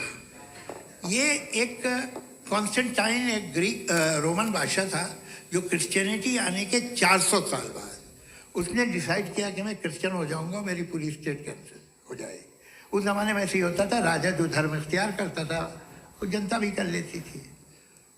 इसलिए कि वो हो गया था बैंकक्रप्ट, और उसे जो मेडिटेरियन कोस्ट के रिच क्रिश्चियन वो थे मर्चेंट, उससे पैसा चाहिए था।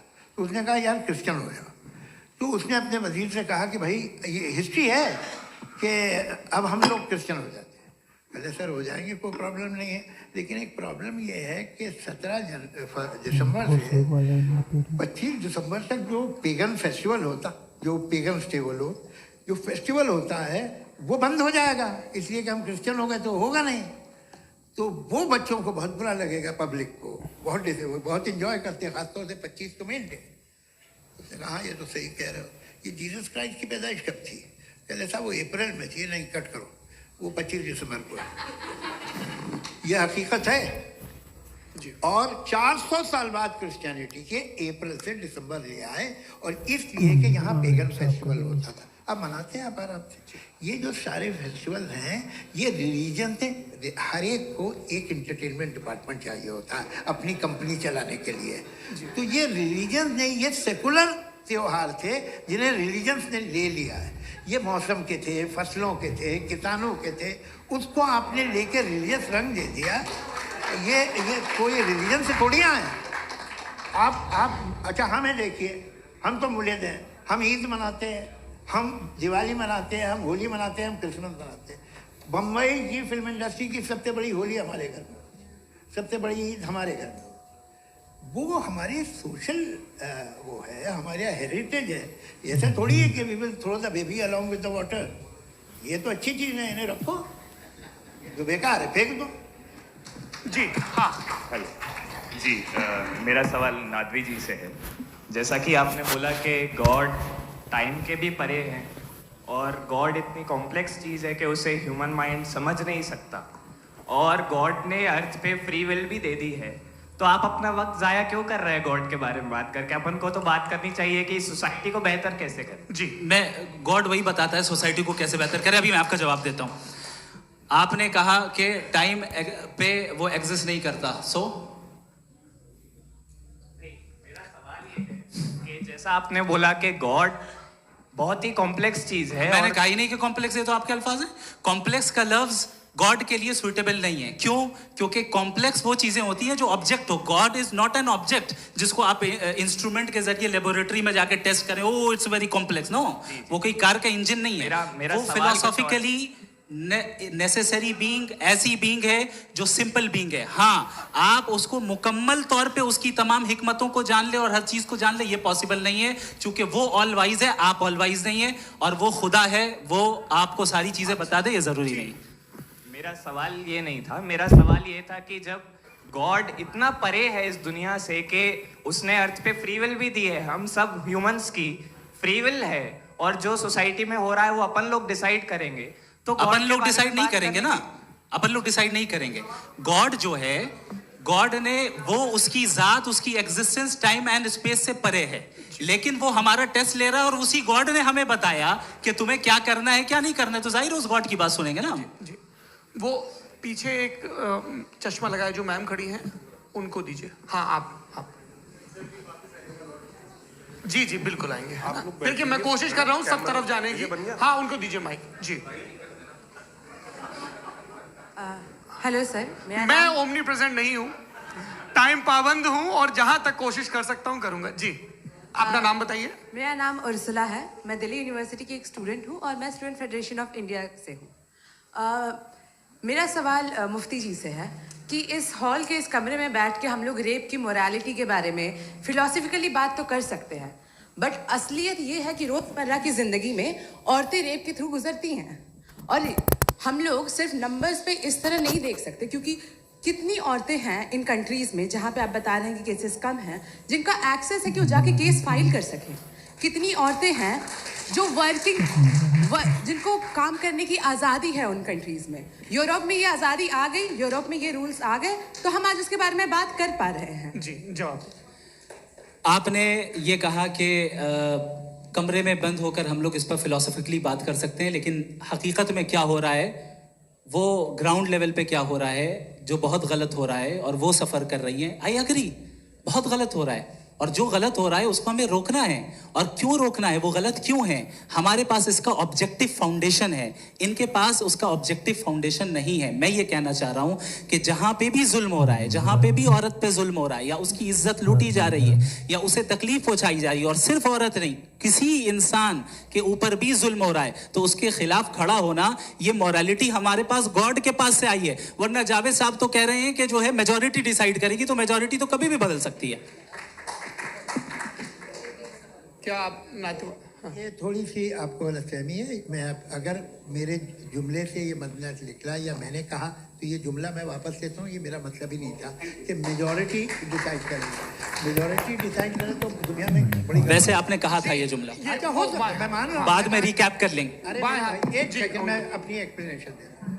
मुनासिब बात यह है कि हम सब के सब दिल में जानते हैं कि क्या अच्छा है क्या बुरा है, हमें पता है अच्छी तरह से। जो लोग बुरे काम करते हैं उन्हें भी मालूम अच्छा क्या है। यही तो सवाल था हजरत कि फिर ये मोरालिटी आई कहाँ से? Cross examination. हाँ जी हाँ। मोरालिटी साथ रहने की डिजायर से आई है, यानी साथ रहकर जो कुछ कह दे, जो कुछ कर दे, वो हो जाएगा। नहीं तो आप कायदे से रही कर सकते हैं जब तक लोगों में मोरालिटी हो, वरना आप क्यास हो जाएगा। ये आपको कैसे पता? जी हमने देखा ना, जहाँ मोरालिटी का क्यास हो गया, हम देखते हैं। कहाँ पे देखते हैं भाई? दुनिया में। आप जो कह रहे हैं, आप एक कहीं पे अगर गलत हो रहा है इस बहस तो के उसको बाद में आप देखिए, आप एपिस्टेमोलॉजी की बात कर रहे हैं, मैं ओंटोलॉजी की बात कर रहा हूँ। मैं इस बहस के बाद आप दोनों लोगों को चाय पे फाउंडेशन होस्ट करूंगा, वहां पे क्रॉस एग्जामिनेशन कर लीजिएगा। अभी ऑडियंस का हक मार रहे हैं आप लोग भाई, सर जस्ट लोग हैं आप लोग।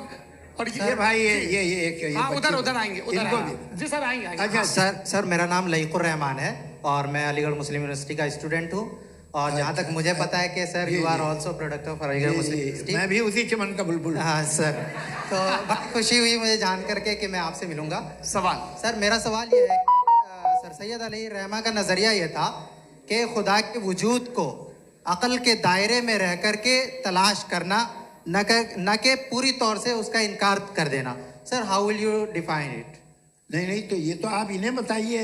ये सवाल आपसे खुदा का वजूद साबित कर रहे हैं। नहीं तो सर आपने इनकार कर रखा है, इस वजह से मेरा क्वेश्चन। उन्होंने यही सर से एक सेकंड, सर सैयद ने यही कहा ना कि अक्ल से आप खुदा के वजूद को साबित नहीं कर सकते, यही कहा ना भाई। वो उन्होंने कहा कर सकते हैं और वो कर दिया गया आज। वो फोन तलाश करना या साबित करना अक्ल से नहीं हो सकता। अरे सवाल तो सुन लीजिए जी। अक्ल से नहीं हो सकता है, यही कहा ना आपने। अक्ल से हो सकता है, अरे वो यही कह रहे हैं भाई, आप बता रहे हो सकता है, वो तो कुछ और। आप अगर सर देखो नौजवान फोन ले लो, वो इतनी कमाल की यूनिवर्सिटी है। अरे भाई दे दो जरा एक मिनट, दे दो भाई मेरी बात सुनो, माइक पे बोलो ताकि जो लाखों लोग देख रहे हैं। माइक दे दो ना। अरे देंगे ना माइक, तुम ठहरो तो। हाँ सर, मेरा सवाल ये था कि सर सैयद अलैहि रहमा का एक नज़रिया था अपना कि खुदा का जो वजूद है उसको अक़ल के दायरे में रह कर के तलाश करना है, न कि पूरे तौर से इनकार कर देना है। ये उनका कॉन्सेप्ट था। लेकिन मेरा सवाल ये है कि आप इसको कैसे डिफाइन करते हैं, एक्सप्लेन कैसे करेंगे? मैं आपसे जानना चाहता हूँ, क्योंकि you are the product of Aligarh Muslim University. मुझे अक़ल के दायरे में रख के मैंने बहुत तलाश की, मुझे मिला नहीं। हाँ, ये इधर वो चश्मा लगाए जो, हाँ उनको दे दीजिए। जी जी फटाफट पूछिए, बस 5 मिनट है, 5 मिनट में खत्म हो रहा है। हाँ अस्सलाम वालेकुम मुफ्ती साहब। एंड मेरा सवाल जावेद अख्तर साहब से। क्या नाम है आपका? अरे भैया सब मुझे तो पूछ रहे हो। फैज पूछिए फैज साहब। तो मेरा सवाल ये है कि अभी जो एथियस्ट है वो problem of evil argument use कर रहे हैं अगेंस्ट मुस्लिम्स, राइट? कि इस दुनिया में इतना सारा इविल है और अगेंस्ट मुस्लिम तो यहाँ अगेंस्ट थियस्ट। हाँ थोड़ा सा करेक्ट कर लीजिए भाई, पूरी मशक्कत ही इसी बात की थी कि किसी एक मजहब पे बात न टिके। जी, तो बेसिकली ये आर्गुमेंट ऐसा है कि इस दुनिया में इतना ज़्यादा ईवल एग्जिस्ट करता है और अगर एक ऑल गुड गॉड है तो वो रोकता क्यों नहीं है? लेकिन इस सवाल में एक हिडन अजम्पशन ये है कि इस दुनिया में ईवल एग्जिस्ट करता है। अब एथियस्ट ये कैसे ऑन्टोलॉजिकली प्रूव कर सकते हैं कि इस दुनिया में ईवल एग्जिस्ट करता है? मैं आपको बताता हूँ, थोड़ा सा समझा। नहीं सर, हम लोग इनको सुनने आए। नहीं please don't do that. I want to explain ontology. नहीं हम समझ गए सर, इनको अब जवाब देने दीजिए। अच्छा सवाल पूछ लो। मैं अभी तक क्या था वो मैं थोड़ा सा ऐड ऑन कर लेता हूँ। तुम गुरु, तो हम जब इसका राउंड 13 करेंगे ना तब तुमको स्टेज पे बिठाएंगे। जी तो हाँ जल्दी से। तो देखिए एथियज्म के हिसाब से सब कुछ रैंडमली बन गया है, सब कुछ एटम्स और मॉलिक्यूल्स है। एक पत्थर में और मुझ में सिर्फ इतना फर्क है कि हम लोग एटम्स और मॉलिक्यूल्स का अलग अलग रीअरेंजमेंट है। अब एक पत्थर को कोई इंसान तलवार से 2 टुकड़ों में काट दे या मुझे, according to atheism it is same. There is no evil and good according to atheism. जी अच्छा, फैज साहब का सवाल ये है कि हाँ कोशिश भी करते तो इससे गलत सवाल नहीं कर पाते। एक लाइफ फॉर्म है और लाइफ फॉर्म में फीलिंग्स हैं, मतलब लाइफ फॉर्म सुनता है, देखता है, टेस्ट कर सकता है, फील कर सकता है।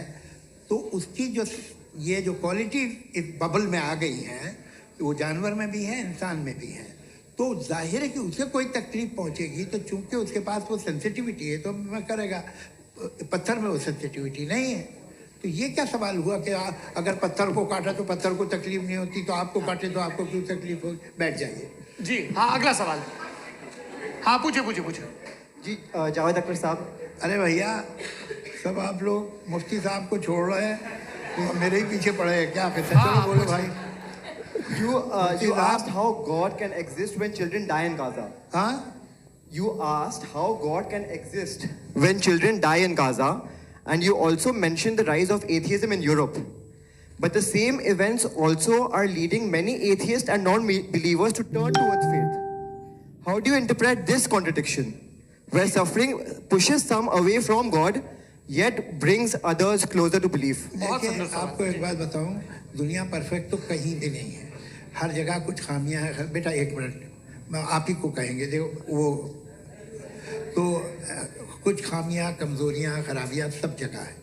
लेकिन अगर देखोगे ईमानदारी से कि दुनिया सबसे ज़्यादा महज़ब कहाँ है, एक आम शहरी को कहाँ हुकूक हासिल है, वो बोल सकता है, अपनी मर्ज़ी से काम कर सकता है, अपनी मर्ज़ी से राय दे सकता है, हुकूमत के ख़िलाफ़ बोल सकता है, बरसर इक़्तिदार लोगों के बारे में बोल सकता है, सरमायादारों के ख़िलाफ़ बोल सकता है। तो आपको ये स्कैंडिनेवियन कंट्रीज़ में मिलेगा, वेस्टर्न यूरोप में मिलेगा। मैं नहीं कह रहा वो परफेक्ट है, बिल्कुल नहीं, वहाँ बहुत खराबियाँ भी हैं, परफेक्ट तो कोई नहीं। लेकिन जिन जिन मुल्कों में, लैटिन अमेरिका देखो, गल्फ देखो, वहाँ पर आपको ये ज़रूर है कि रेप नहीं होते होंगे। रेप की ज़रूरत क्या है भाई? उसको तो ख़रीद लो, घर में रखो, सड़क पर रेप करने की क्या ज़रूरत है? मगर सुनिए, मगर हकीकत ये है कि वहाँ शख्सी आज़ादी राय देने की, बोलने की नहीं है। जी ये एक आखिरी सवाल मुफ्ती साहब से। हाँ मैम, इनको माइक दीजिए। शुक्रिया। मेरा नाम मनीषा है, मैं हरियाणा से आई हूँ। मैं मुफ्ती साहब से एक बात पूछना चाहती हूँ। आप बार बार जावेद साहब को कॉन्ट्राडिक्ट तो कर रहे हैं कि आपने ये कहा, लेकिन आप भी अजम्पशंस के बेसिस पे बात कर रहे हैं। आपने खुदा के होने का कौन सा प्रूफ पेश किया है खुदा की एग्जिस्टेंस का? अब इस सवाल को अलग रहने दीजिए, कौन एथीस्ट है कौन नहीं है। और दूसरी बात जो आपने एक छोटी सी कही थी कि ये फ्री विल का इस्तेमाल करता है इंसान अपनी, लेकिन उस फ्री विल का इस्तेमाल में मतलब खुदा ने ये दे दी सबको ये इजाजत कि वो कितना घिनौनापन और कितने ज्यादा खराब से खराब तरीके इस्तेमाल कर सकते हैं। जवाब सुनते जी। आप फ्री विल को मानती है ना, या अब कहती है कि फ्री विल नहीं है ना, मानती है ना? तो अब आपके पास इसका कोई एक्सप्लेनेशन नहीं है कि अगर एक इंसान उस फ्री विल का इस्तेमाल करके गलत काम कर रहा है और बच के अच्छी जिंदगी गुजार के निकल जा रहा है, उसका कोई रिकॉम्पेंस नहीं है। हमारे वर्ल्ड व्यू में जो इंसान गलत काम कर रहा है उसको भी रिकॉम्पेंस यानी उसका बुरा बदला मिलना है, और जो सही काम कर रहा है उसको सही बदला मिलना है। लिहाजा जो फ्री विल है वो इस तरीके से है कि एक लिमिटेड टाइम तक खुदा ने मोहलत दी है। ऐसा नहीं कि छूट दे दी, जो करना है करते रहो हमेशा। वक्त आएगा जब एग्जाम का टाइम खत्म होगा तब रिजल्ट आएगा, दौरान एग्जाम जबरदस्ती आपको नहीं बताया जाएगा। अरे भाई एक सेकंड जी, एक सवाल मुफ्ती साहब से मेरा मुफ्ती साहब से रुक जाइए, आपसे फोन आप इसके बाद आपसे यही रहेंगे वो।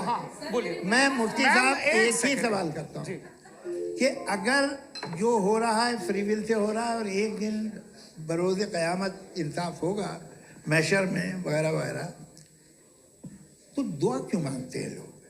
दुआ मांगते हैं इसके मतलब है अभी भी उसने ये डिपार्टमेंट रखा है कि मैं रोजमर्रा की जिंदगी में बिल्कुल बिल्कुल ही कैन। तो तुम कैन हो, तुम मुझे नौकरी दिला देते हो, मेरे बेटे को ग्रीन कार्ड दिला देते हो, और 45,000 बच्चे मरते उन्हें रोकते नहीं हो।